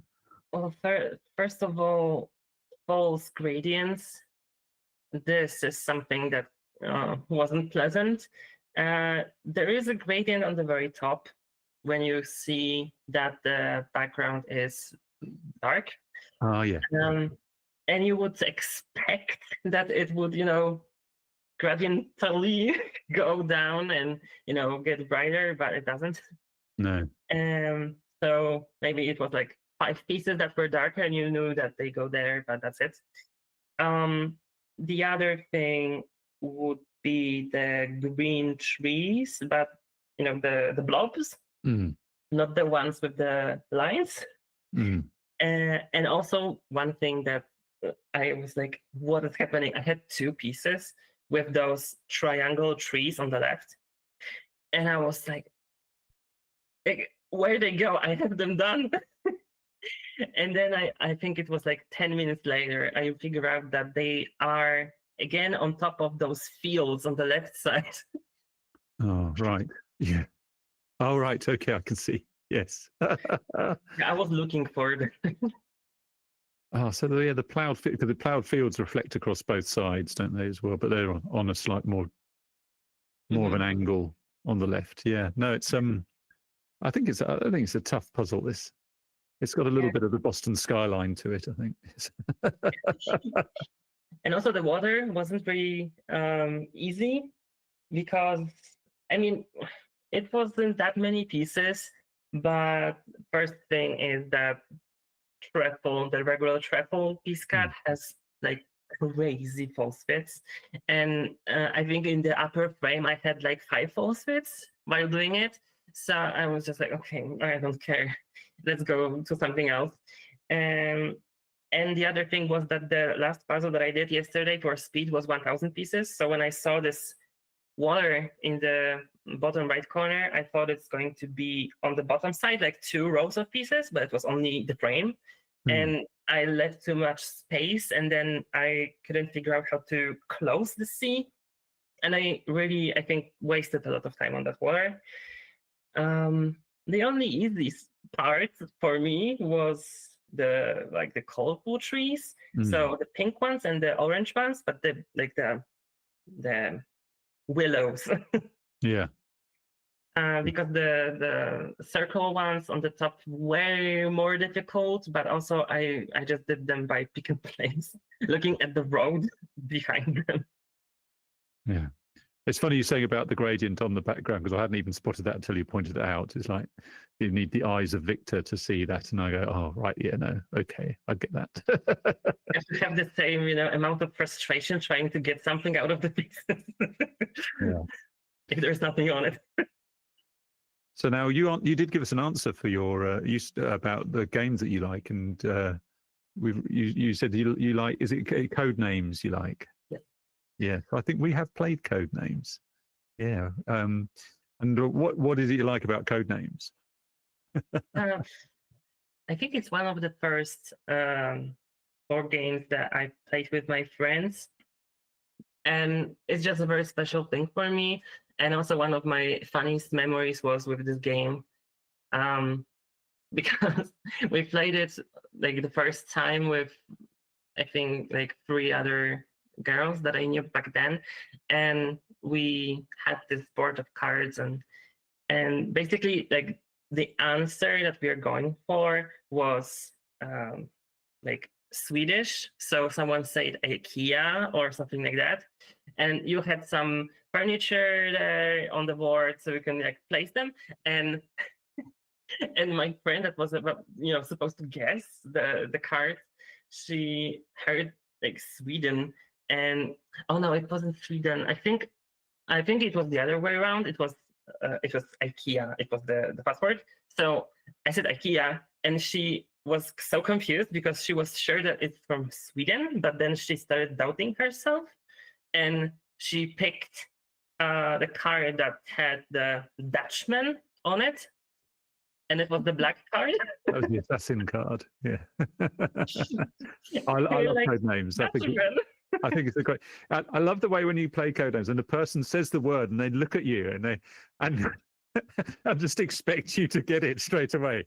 And when you play it, you think you've been so clever, you come up with a word, I think they're definitely going to get that, and you just get that blank expression. Or Yeah, Yeah. I'm sure there's some people who are so tuned into each other that they're just terrific with it. But it's I think that is the priceless thing with that game. I think is when you just have the people just don't get. Well, I've only played Codenames once, and it was with a German set.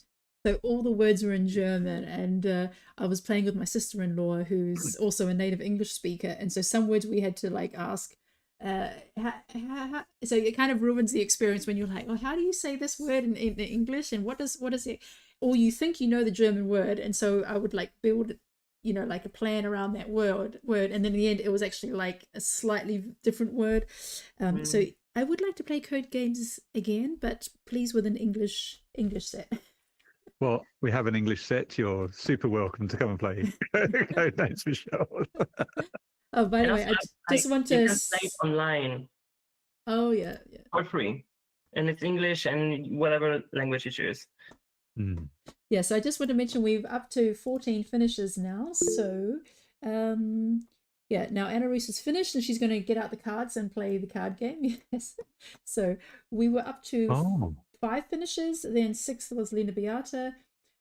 Since then we've had Shaka, Mari, Veronica, Tobias, Magdalene, Eva, Anna Roos, and Maya JT. So congrats to everyone. And we're at 1 hour and 1 minute. So we had 13 finishes under the hour, which also shows that this is a bit more of a trickier puzzle. And congrats to Carolyn, who just finished on screen.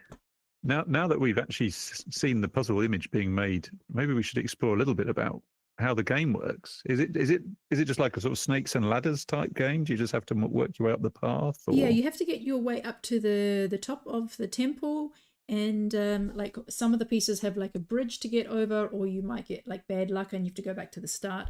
But essentially you have to find the most efficient way to get to the top, and know which pathway is then the best ones to take. So are you allowed to move up a path until you meet a card? Is that the... Yeah, so you go up and then you see what the card... and then you go to the symbol, and then you find the card that matches that symbol. Oh yeah, because every path you have choices that end with a card. Okay, right. I suppose it would be not good to reveal what any of the cards show in case anybody actually wants to play the game in full blood. Okay. Any other games, Victor, you like at all, or are you Codenames and puzzling? I'm more computer game kind of person. Right. And we have a lot of board games in the house that they don't really change much. So we kind of had some in the past and now they stayed and we still play them a lot. So I don't know, we have High Voltage, Scrabble, those more basic ones. So we have, Monopoly and different things. Yeah. Not many board games. Yeah, I'm always interested with sort of. I think with puzzling, we get quite a lot of people with who sort of have a neurodivergent profile and who are sort of like dyslexia and things like that because it's puzzling without words often. And I think what other games people play would probably indicate that. I mean, obviously. So whether people like other very visual games or not, but yeah, no, we've just had another. Patrick's just finished, Michelle. Yeah, so we just had after Carolyn was Rose, and then Patrick. And also today was the first time that I used my speed puzzling magnets. So I have this thing. The magnet that goes here and on the other side, and it holds the poster. So it doesn't fold. That's clever because the poster has been folded. So if you try to put it into a box holder, it can fall down. So you do need. That's very clever little tool you've made there. So that's just for. I didn't make it. I was given it by a craftsman person in Poland, and I plan to give them a shout out after today. Have you ever puzzled with or in the same physical space as Jagoda, Victor? Oh, yes. 4 days ago, we Ah. were a pair and a team in a local competition. Oh, in a local competition. Yeah. Oh, and what were you doing? What was it? 500 piece in the competition or 1,000? Yes, and in teams, 1,000 pieces. Are you in a position to be able to tell us how that went? I'm guessing you might have won.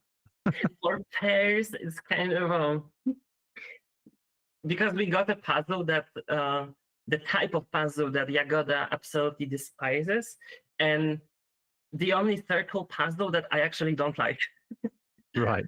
It was the circle of colors ice cream. Right. Yes. Yeah, I hate that one. It's so difficult to me.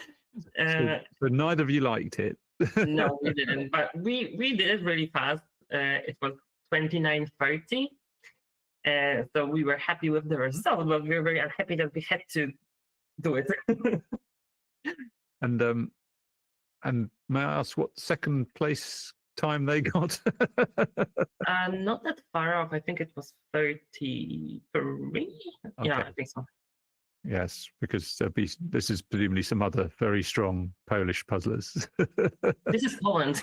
Yeah, it must be a lovely feeling to be. I mean, I guess there's that thing about whether if you think about how you do your nationals as an elite puzzler like yourself, but also just a lovely sensation of being part of this Polish powerhouse as it's been dubbed. It's Yeah, you can never be sure going to a Polish competition how it's going to end.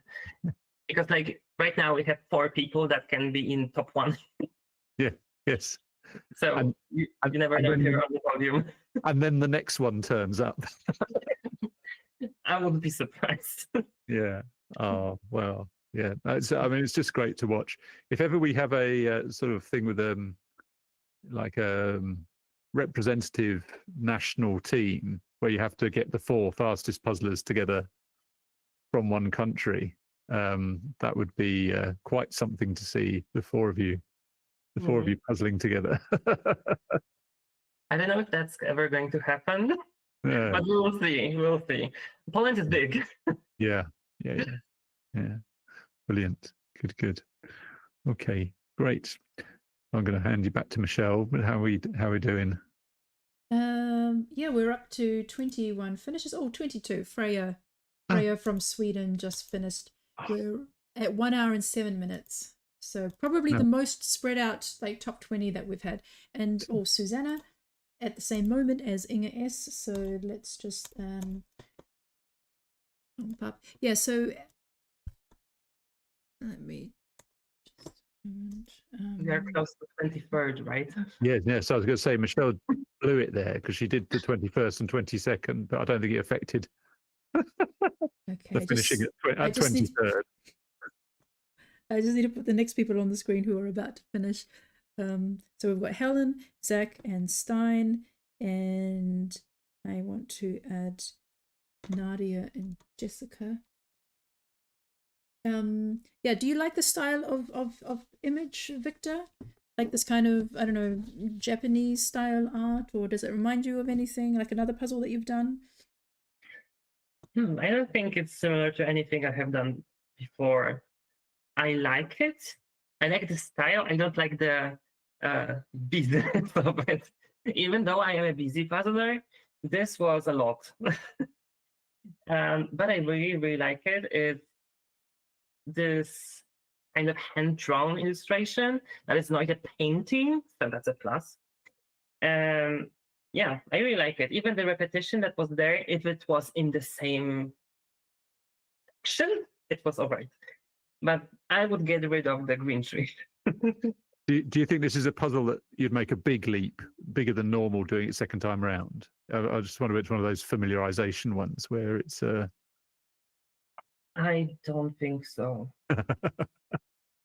No, the only thing I remember from this puzzle is that was very difficult to figure out where everything goes, even if you had all the pieces. And also, I shape sorted like the last 40 pieces because I was like, I know I can do the puzzle without it, but it would speed up so much, and it did. But after speed, it must be shape sorting. I was just like pick, pick, pick. So yeah, I wouldn't be able to do that just by looking at the piece and trying to judge where it goes. And even after I shape sorted, I was looking at the pieces and I was like, they are not really that, easy to find. Yeah, no, it's I think it was interesting watching the last part of everybody who was puzzling. That the last 30, 40 pieces didn't go in as rapidly as we quite often see at the elite end. That it really does. People were definitely slowing down, not speeding up. Yeah, because with this one, it's not about getting to know the image better because it's busy, and then in the end you can do it faster because you know it. With this example, it's the puzzle, so you know that you are not going to be able to predict where this piece goes. So your magnet thing you had, was that a spare puzzle box? That was a different. That looked like a different large puzzle box. You'd put it to, and then put it. Is that 1,000 piece? It was the one that I did yesterday. Yes. It was big enough for the poster because the poster is actually huge. So you prepared for that as you once you unwrapped it, you realised that there's going to be a poster, and you were ready to do some magnet business. I actually forgot, but Michelle mentioned the poster. I was like, oh yeah, true. So thank you for that.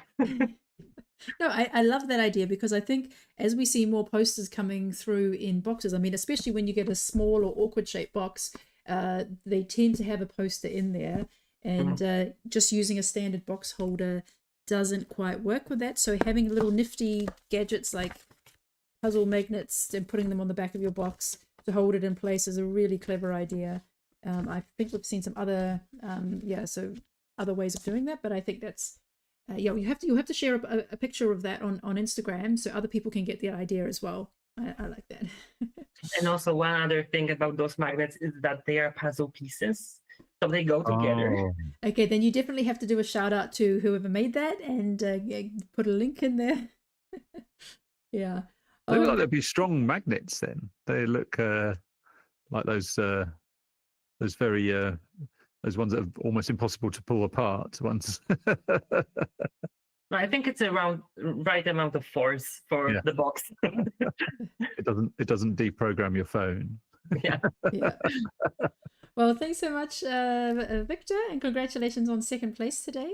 Thank you. And Great to see you again, Victor. Thank you. Good night. Bye bye. Okay, so we are at 1 hour and 13, and we've had 31 finishes. We just had Sophie, Nadia, and Jessica finish in the last couple of minutes. And on screen right now, we have Fenna, Mooney, Satu, Aaron, Cameron, and Lynn Elfie. So yeah, go, everybody. And yeah, keep on pushing. So yeah, I'd like to ask Inga to join us now, and she loves to talk about board games. So now's your chance. Yay! Hello, Inga. Congratulations. Hi, Inga. On Thank third you. place today. So tell us what was your impression when you unwrapped the box today? So I was thinking it was going to be a yellow puzzle. So I thought maybe it's another one with a board game, just like last time. So I did find this image online beforehand. So I was like, yay, I predicted this one correctly. It didn't help me because I don't have the puzzle or anything, but I like it. Yeah, I think some sections were actually kind of at least all together, like the orange trees at the top were at least all in a cluster. So that kind of helped. It was better than I expected with the placing of the different parts, but then, yeah, the yellow pathways were kind of tricky. I didn't mind the water actually, but I had already finished the entire part around the water, so it was easier to fill in maybe. Yeah, that's my thoughts. But I am looking forward to doing the game. Doing the game. Oh, Yeah, I started it last time. so you're going to leave it you're going to leave it all together, and at the moment it's not going to get broken up tonight. No, I'm going to leave it here and then wait for Jim to come home, and then we can play the game together. Yeah, I think probably of everybody finishing, I thought that you looked like you finished it the fastest. It was very noticeable having a few of the people coming up to finish on the screen, and I thought your screen looked like double speed. It was your hands were moving so quickly. How was the last 40, 50 pieces for you? That looked like you were coping extremely well. I was very stressful because I always have to stream on. And then I heard Michelle saying, "Oh, I'm going to read her answer, trying to see if I'm faster than Inga." So I was like, oh my God. So, yeah, but other than that, I mean, I heard Victor said he shape sorted. I was like, maybe I should have done that, but I didn't. And I worked out, okay, I guess I just have one piece of green tree left, but I didn't have a hole for it. So I was like, it really stumped me. So that one cost me some time, but it was top right corner, which I had already finished, so I didn't look at it anymore. But other than that, it was okay, I think. Yeah, good. So it sounds like the Sino household puzzle business is obviously a big thing, but it sounds like board games are also a big thing. It was board games before puzzles, so I already had like more than 100 board games before I started. Are you the driving force in this? Are you the main family board game sort of starter, or is it just you all are? It's everyone. I think so. I grew up with Catan, so it's funny that Michelle recently discovered it, because indeed for us it was like the first real board game that was more fun than, like, you know, Monopoly, and like Catan really opened up the whole board game world. So we used to play that a lot when we were kids, but now there's so many amazing board games. So we usually go to Spiel each year, which is like a games fair in Germany, which is like the biggest one in the world. There's also a couple in the Netherlands, but we enjoy the one in Essen more. And yeah, I mean, I don't have as much time for board games as I used to, because I do a lot of puzzles now. But yeah, it's still great. So are the jigsaw puzzles at Spiel as well? Are the jigsaw puzzles at Spiel as well? Yeah. It's mainly board games, but then there's also like the indeed you can buy puzzles. There's like a whole cosplay area also for like more D&D type of games, and it's huge. Yeah. So if we're approaching sort of Christmas and things along these lines, are there going to be family gatherings as we get to the middle of winter for puzzling and for games? Yeah, so Ella just bought the 40,000 piece Disney puzzle from Ravensburger because it was on sale in the Netherlands, so it was relatively cheap. So I think she asked me, "Can you come over around Christmas to help me with it?" Because obviously 40,000 pieces is a lot. But is your plan to break it down into 1,042 piece puzzles? Yeah. But then I guess you have to do the puzzle first, right? Before you can break it up. So I think that's the great unspoken thing about that world record attempt, is presumably somebody sat off screen and did do the 42,000 piece puzzle and then had it broken up. I mean, if you have it prepped that way, someone must have put in a lot of work. Yeah. Yes. And it has never been mentioned. You know, as far as I'm aware, it's never been mentioned. So that will be on one table somewhere doing that. What do you think you'll tackle in a day then? How many pieces will you tackle in a day? How many of the 42,000 piece? I don't know. It depends, like how thorough you like, how long you want to keep going, right? But I think we will just do some casual puzzling, right? So it's sometimes I think bigger puzzles are more fun if you're not speeding, because then you just you can enjoy the puzzle. Yeah. And then we always also, with all these family gatherings, we always also play board games, I guess. So we have in the Netherlands, it's Sinterklaas. We celebrated it last weekend and next weekend as well. So then we've also been doing some board games because when you're gathering with family, you might as well play some games. Is there one game that always comes out every year? Is there one in particular that everyone goes, "Oh, we must play that"? I think it kind of depends whether you're doing like more of a, when you're more in a party game setting or in a more serious game setting. So I think my family, we really enjoy Terraforming Mars, but that's more of a longer, more intense game. So that's only with like people who know the game and enjoy it.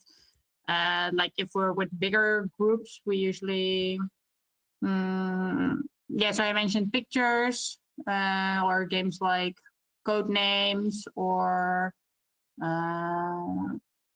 Just One. I don't know if you're familiar with that one, but those are more like party games. Gosh, fantastic! And this is have you listened to the Canadam podcasts and videos at all? Adam from Canada's review of the World Championships. No, not. Because I was going to write to him because he has the most terrible pronunciation of your name, and it specifically annoyed me. Every time he mentioned you, and he mentions you quite a bit. So I'll happily write to him on your behalf. Well, he was in the comments before. He might still be there. But Adam, I had to learn how to say it. I was calling her Inga, and then at the World Championships last year, I heard that it's Inga, like a bit softer. He's been calling you Inge. Yes, it's been Inge. Oh, nice.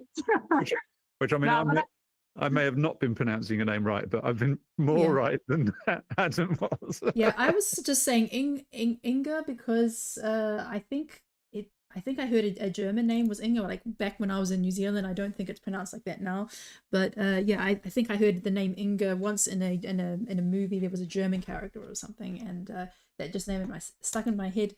But can you say your name for us, please, so we can hear it correctly? Inga. So like just like a very soft G. Okay. Not Inge. Yeah, so like the NG combination is very Dutch way to pronounce things, and I don't think there's many languages that use that exact sound in words. So I'm used to people who are not non-Dutch to not understand how to pronounce my name. So Victor's just commented that Inge is iconic. So it might be that for the North American audience, you sort of market yourself as Inge. I kind of like it. Yeah, no, that's great. That's great. And there has just been a bit come through whether that Daniela probably we think Daniela organised the world record thing. So we wonder whether Daniela did the original, put in the 42,000 piece together. But if she did, a lot of respect. I think that takes a lot of doing, then breaking it up into 1,000 smaller puzzles, but and bagging them all up. Yeah, and then coding them with letters and numbers. Yes. Yeah. That's fantastic. Good. Excellent. Well, thanks for staying on for a little bit of a chat, Inga. Did I get it right? I have one question, Inga. Because Ellen said so Ellen must have joined the conversation late. She was supposed to participate today, but had something else going on. I completely missed why we're talking about board games, but fun fact, Inga and I were part of a team that got to the European Board Game Championship a few times. Can you tell us about that?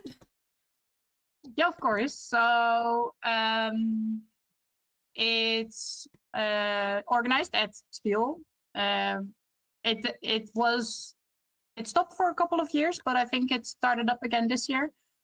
So we had to qualify first with the Dutch Championship in board games, but then you have the format's the same. So you get 4 board games and you know them in advance. So you have to learn the rules, learn strategies, and like get very good at them. And then you compete against people from other teams.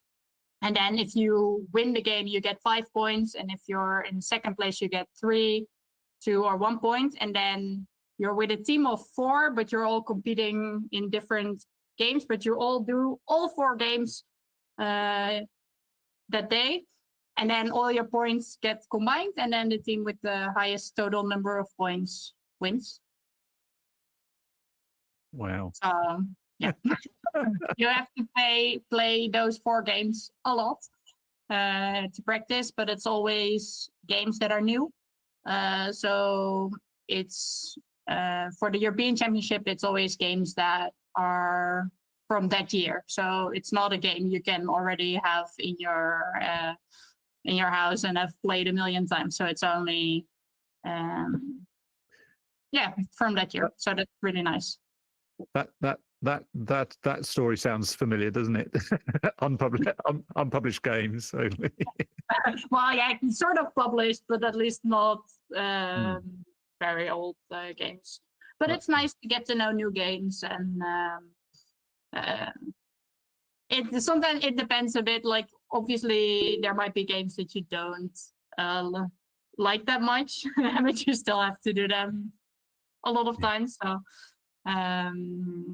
but I think usually they have a pretty good selection, especially for the European Championship. They really think it through.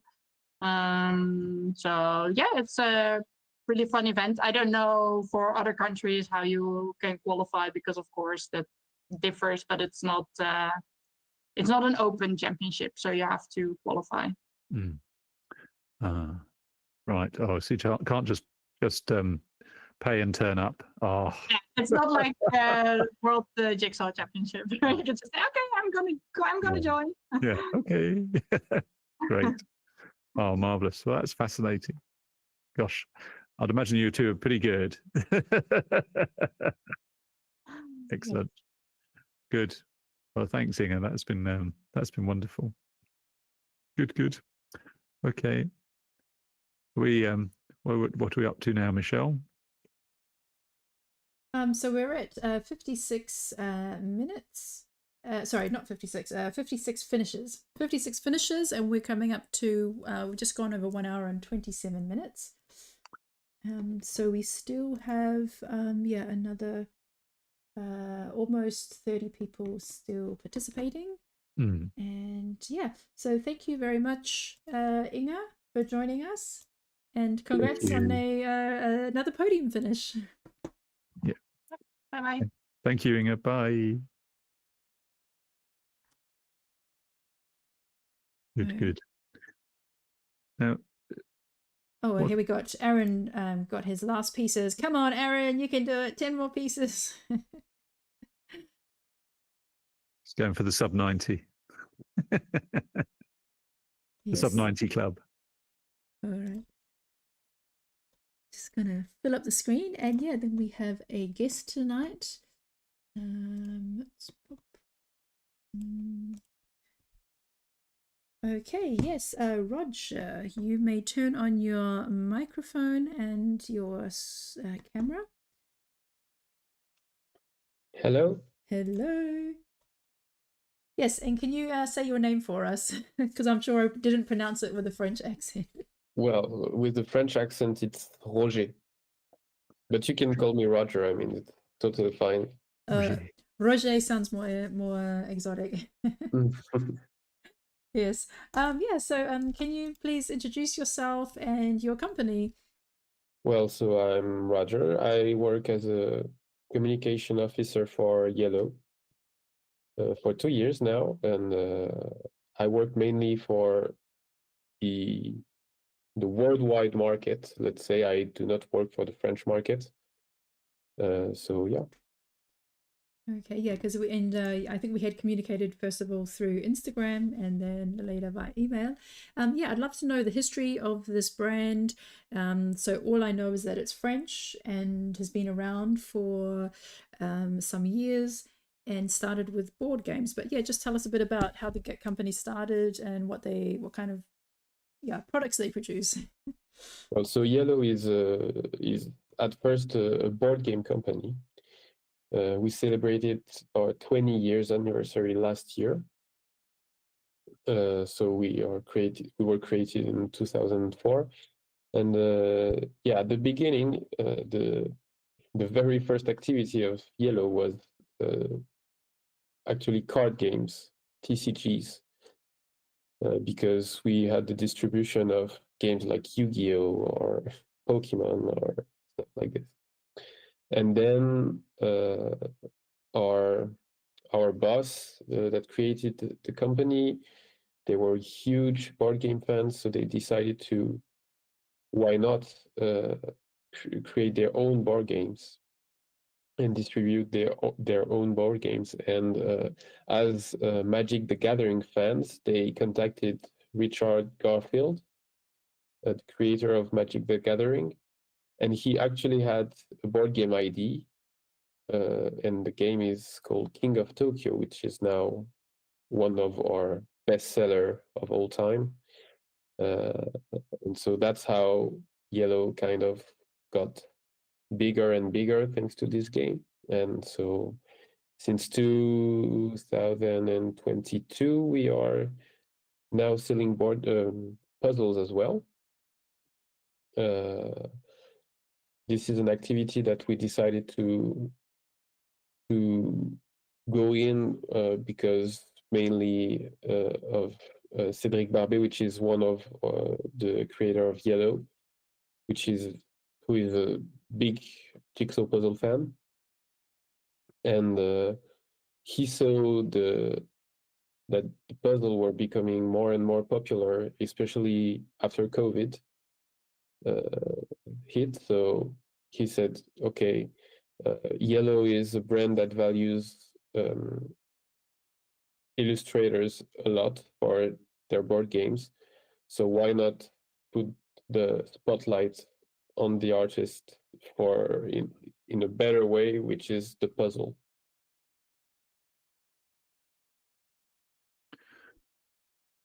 Wow. So I think I love the sea spirit puzzle. The spirit puzzles that you're giving away.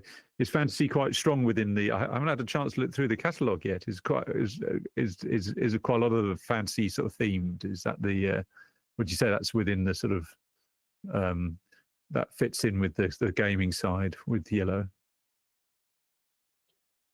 Well, we love to mix the board game and the puzzle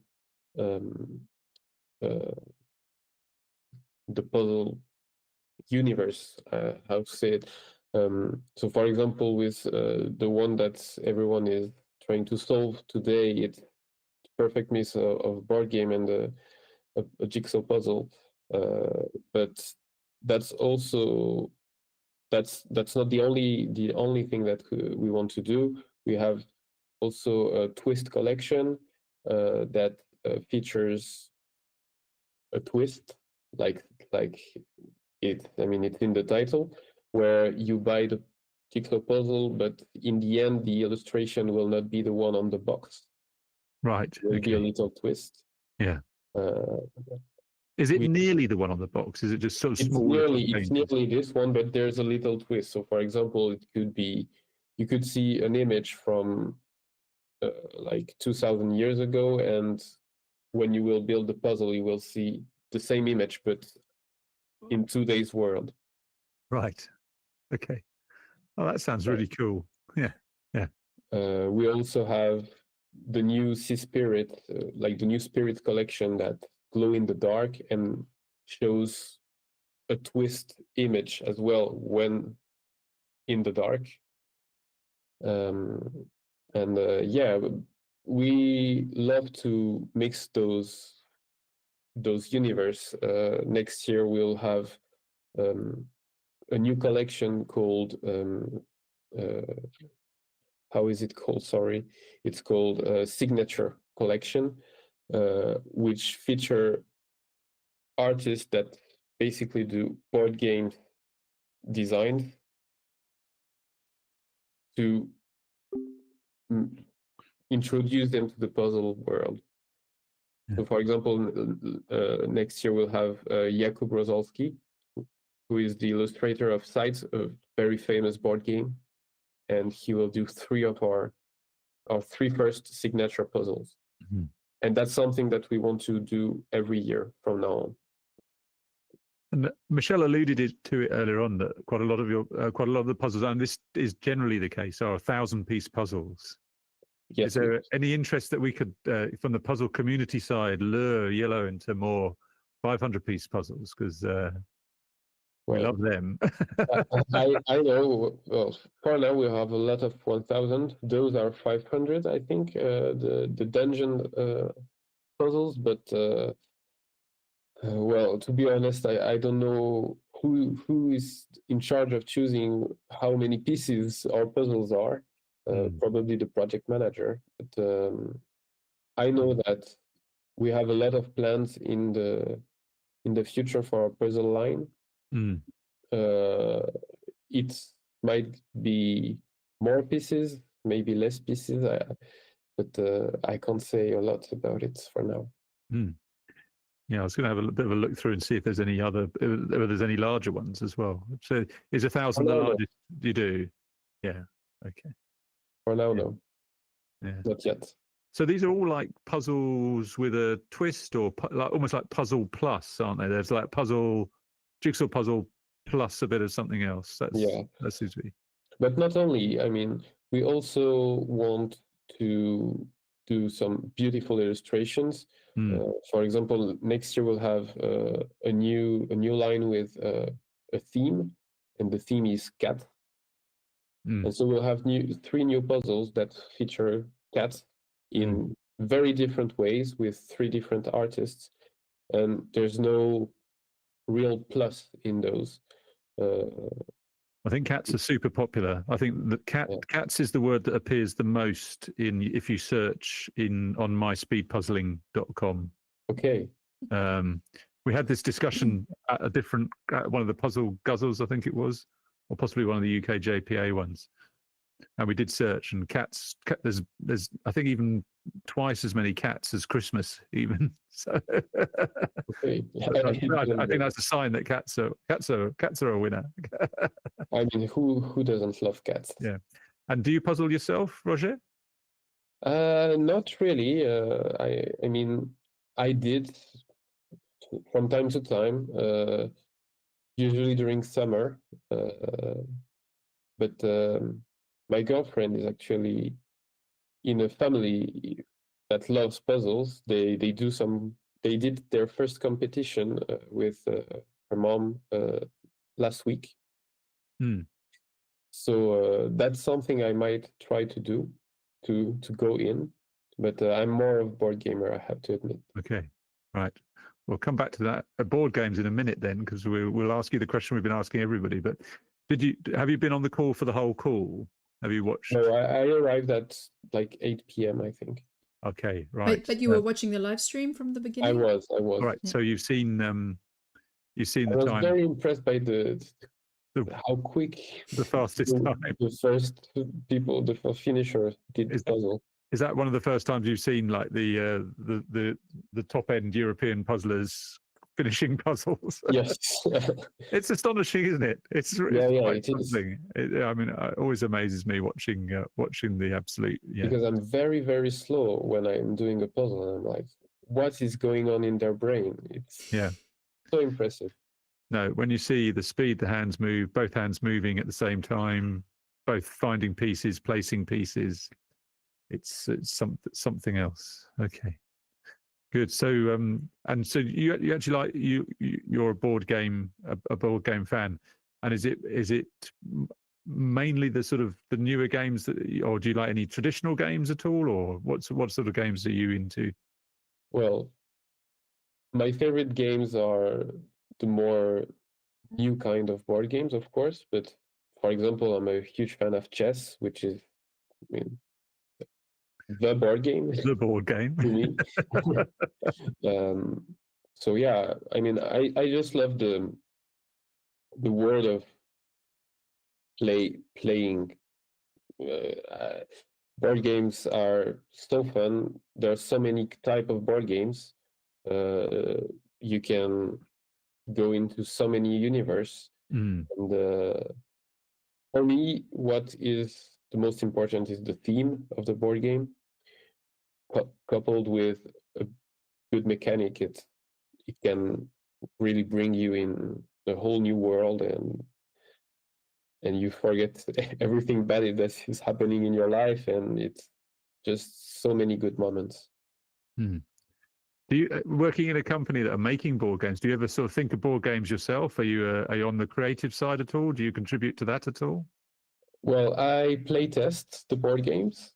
I give my opinions a lot, but we have a whole editorial team that is way better than me at the creative process. So I'm just enjoying to play, but not on the creative side. Oh, so I love this. I love that. I do the play test. That sounds a perk of the job, maybe. That's a very good side of the job.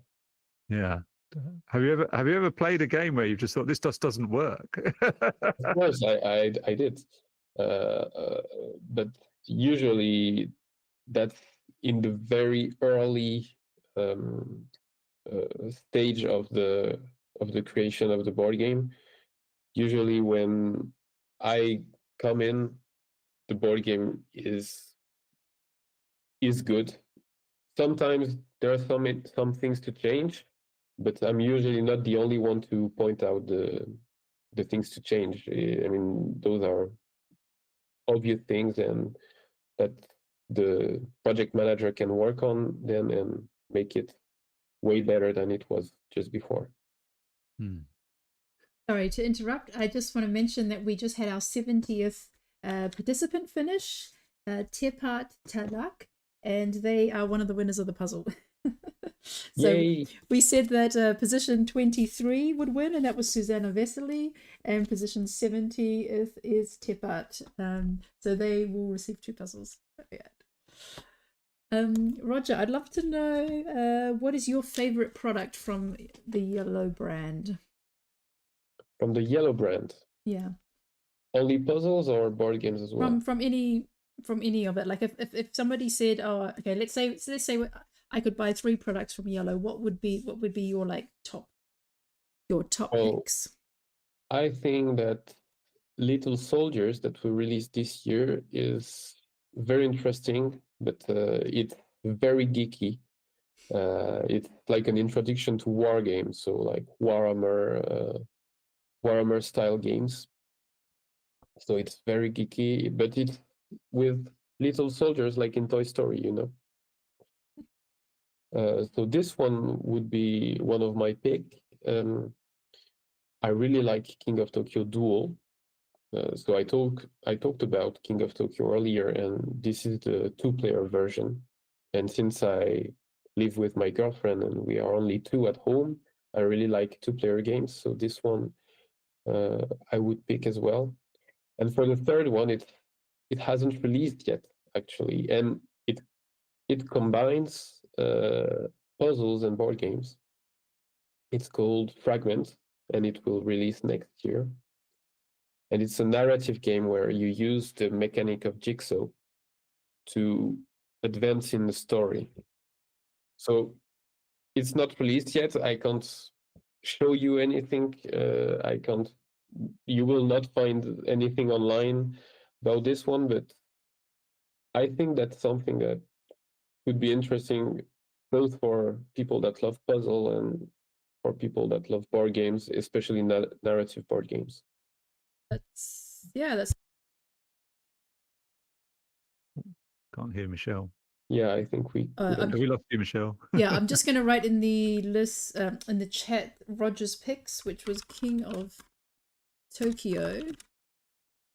And Little Soldiers, wasn't it? Little Soldiers. There's already a bit of love for Little Soldiers coming out in the chat. That there's one person I know who runs a board game cafe who's thinking of getting it for their board game cafe. There's also a lot of love for cats, and a suggestion about a cat's Christmas puzzle would be ideal. And there's been at least 2 people in the chat saying if you've got the side group of need for sort of jigsaw puzzle testers, they're happy to volunteer. So I have to check, but I don't know actually if we test our jigsaw puzzles. I'm not sure about that. Well, you can tell everyone back at your office about this wonderful world of speed puzzling, that we love 500-piece puzzles, and we get through a lot of puzzles. Okay. So it's a new niche market that Yeah. you could potentially go into. And So if you you- do want to test it, the- them done quickly. The puzzle lovers really love the 500 pieces.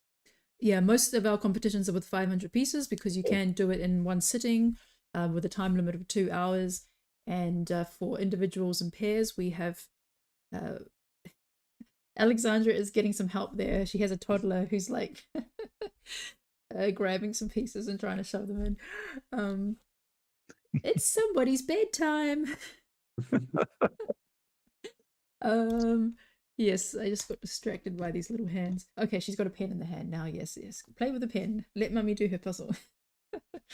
I have a question. How do you get a job at a board game brand? Because I'm sure there are a lot of people who are thinking, "Wow, that would be my dream job," apart from working for a puzzle company. But I mean, that was my dream job because I've been enjoying board games for a while. But well, I just saw the job online and I applied, and I was lucky enough to succeed in getting the job. But I'd say, yeah, just check the companies, like put notifications on, and anytime there's a job in your area, near your area, just apply. And even if you don't, there's no job application online, you can just maybe try to send your CV. I don't know how to say that in yes, English. CV is Yeah. correct. You send your CV, and yeah, maybe you will get lucky. Did they ask you a lot of questions about board games to kind of like test your knowledge? Kinda. So there were 3 phases. So first phase was just the CV and a small letter to explain why I want to work for Iello. And then they sent me like 20 questions about board games, like which one is my favorite, am I a competitive player or more of a cooperative player, those sort of questions. And then I went to meet them after they read my answers, and there was some more tests, but to test my skills on communication more than board games. Yeah. Oh no, that's really interesting. It's almost like a trick question, like, "Oh, are you a competitive player or a cooperative player?" Yeah. But I was just honest, and I'm a competitive player, so Yeah. No, I mean, oh, that sounds really fun. I had another couple of questions. So how would you describe how Iello's brands are different to brand is different to others? Like for example, when I met your company at the trade fair in Germany. This was the largest game, toy, and puzzle fair in Germany. Nuremberg? Yeah, in Nuremberg. Yeah.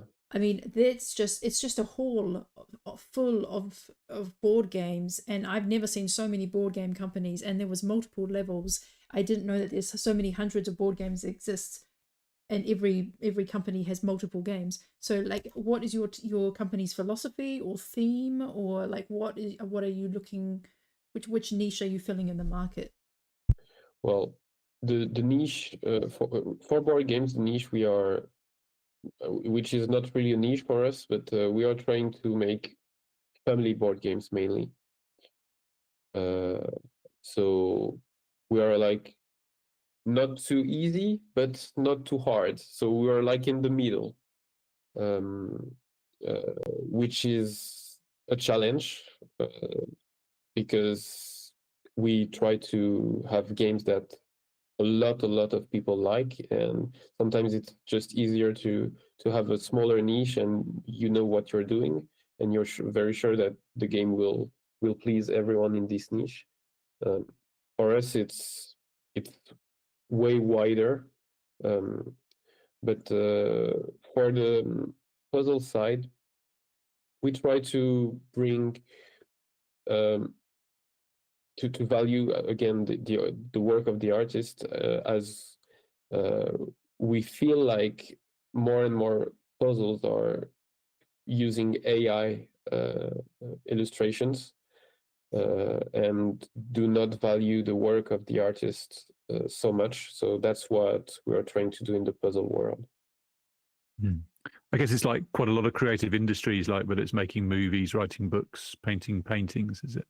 Yeah. Is that you have a hit, you know, a blockbuster rate, don't you? That every once in a while, like your company has had, you'll produce something that just Exactly, and absolutely, we're looking for yeah. the big hitters, but sometimes it works, sometimes it doesn't work, and we have a lot of faith in Fragments, the game I talked about, that is fusing like a fusion of puzzle and board games. We have a lot of hopes for this one. For next year. It will release at Spiel. I heard you talking about Spiel just before with Inja. I also have trouble to pronounce her name. I'm sorry if she's still there, but yeah, we'll definitely send you a copy. I hope of this game when it releases.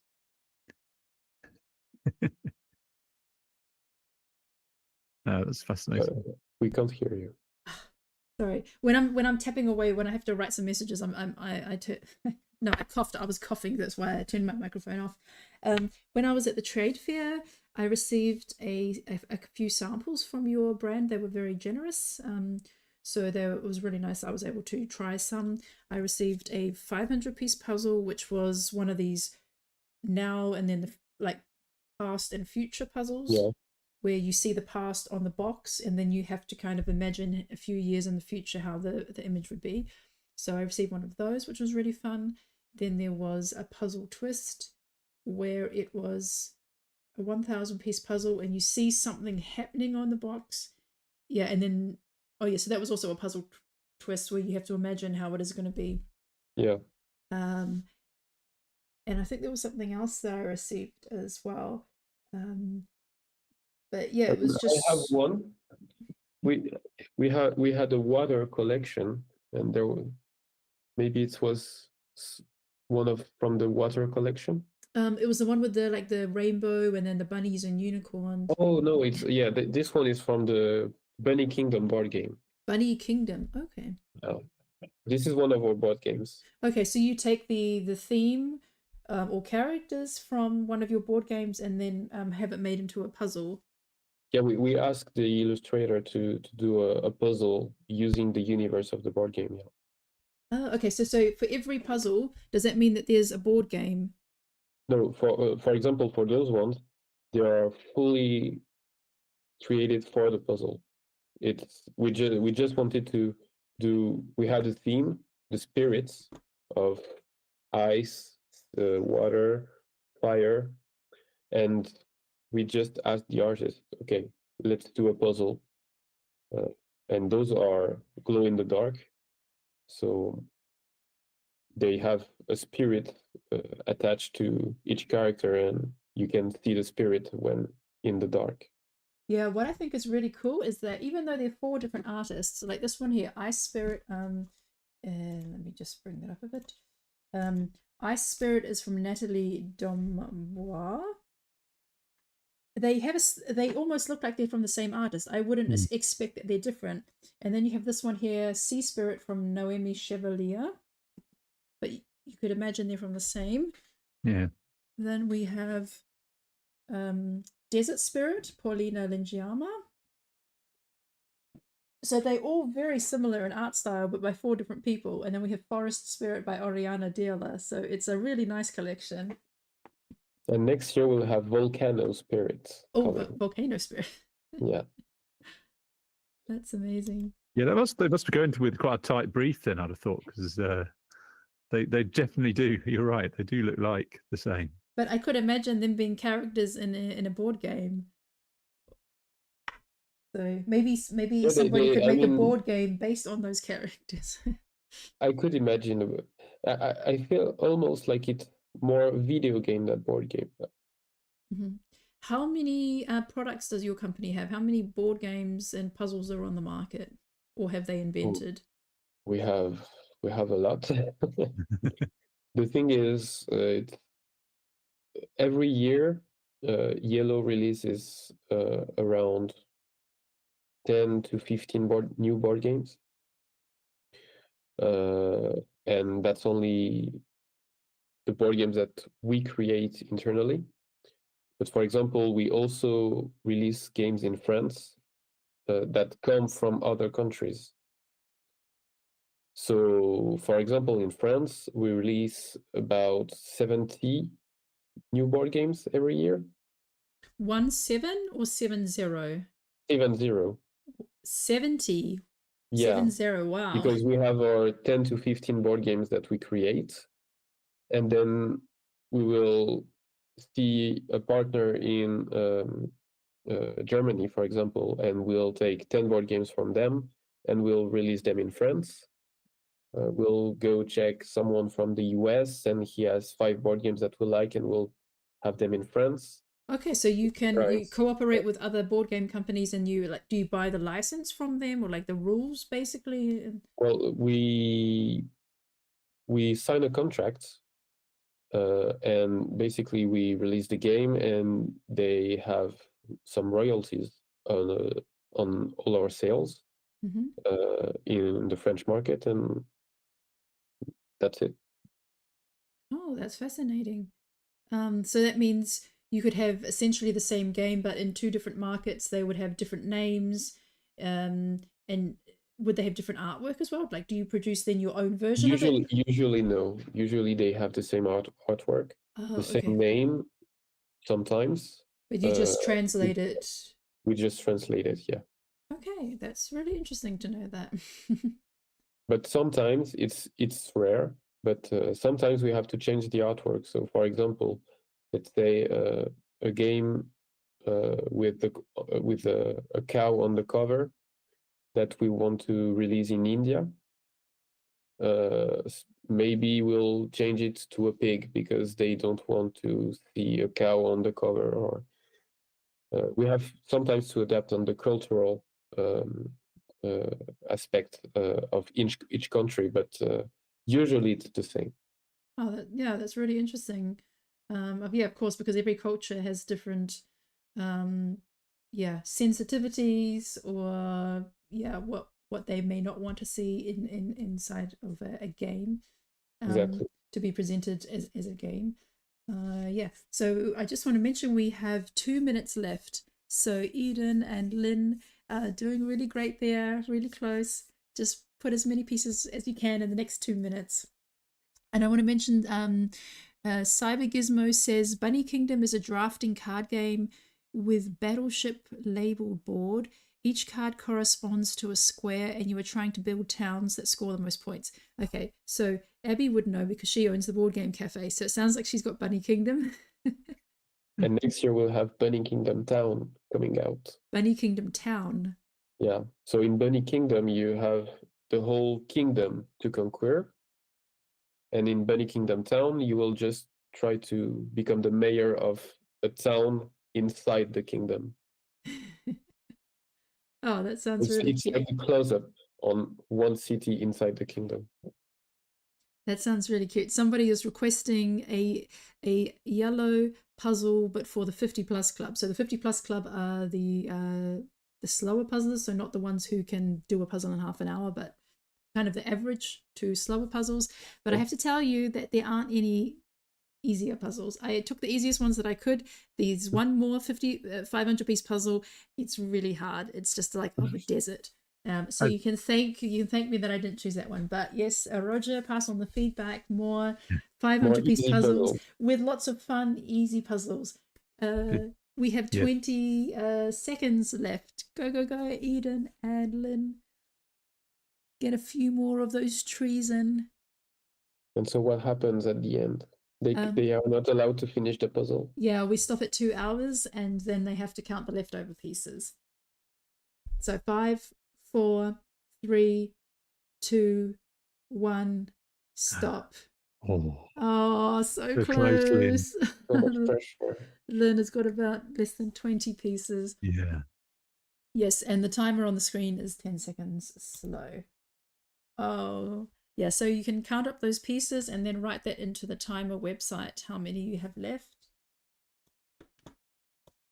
And really tricky puzzle, not the easiest at all. Okay, so I definitely have to pass the feedback that we need to do some easier puzzles.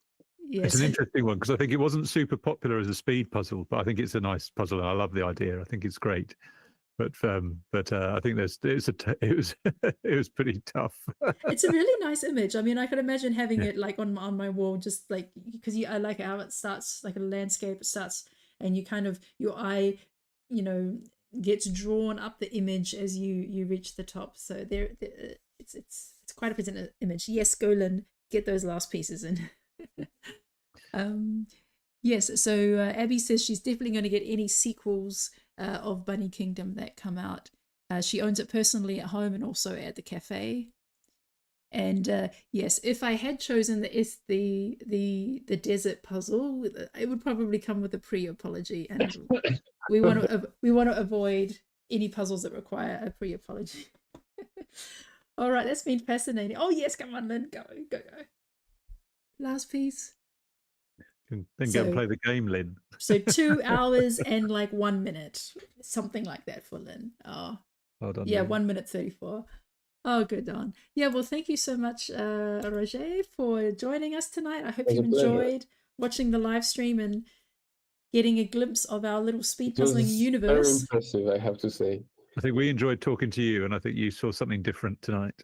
Yeah, and I will be happy to come back when we have an easier 500 pieces puzzle. That would be amazing. And yeah, thank you so much for hosting the giveaway. Just as a reminder, the winners from the participants, position 23 was Susanna Vesely from Germany. Position 70th was Tepat Talak from Latvia. And I also just chose a couple of comments, which is my notes. So I've pulled 2 comments out, those who answered from the viewers. So also to win a puzzle will be Puzzle with Fee and Michal Danhalka. So write me a message, or I'll try to track you down somehow on Instagram, and then we will send you with a beautiful puzzle, 1000 pieces of the Spirit Glow in the Dark series. So thank you so much, Roger. Yeah, and thanks James for joining me for this competition. Oh, always a joy. Thank you so much, Michelle. It's great to see everybody and have a chat. Yeah, it's fantastic. Well, thank you for this wonderful competition, and yeah, we wish everybody a good evening, and we'll see you at the next competition. The next live stream is on Sunday evening, and it's an unreleased puzzle, so exciting to see what we have there. So thanks everybody, and thanks to everyone in the YouTube chat. Bye. Bye everybody. Good night.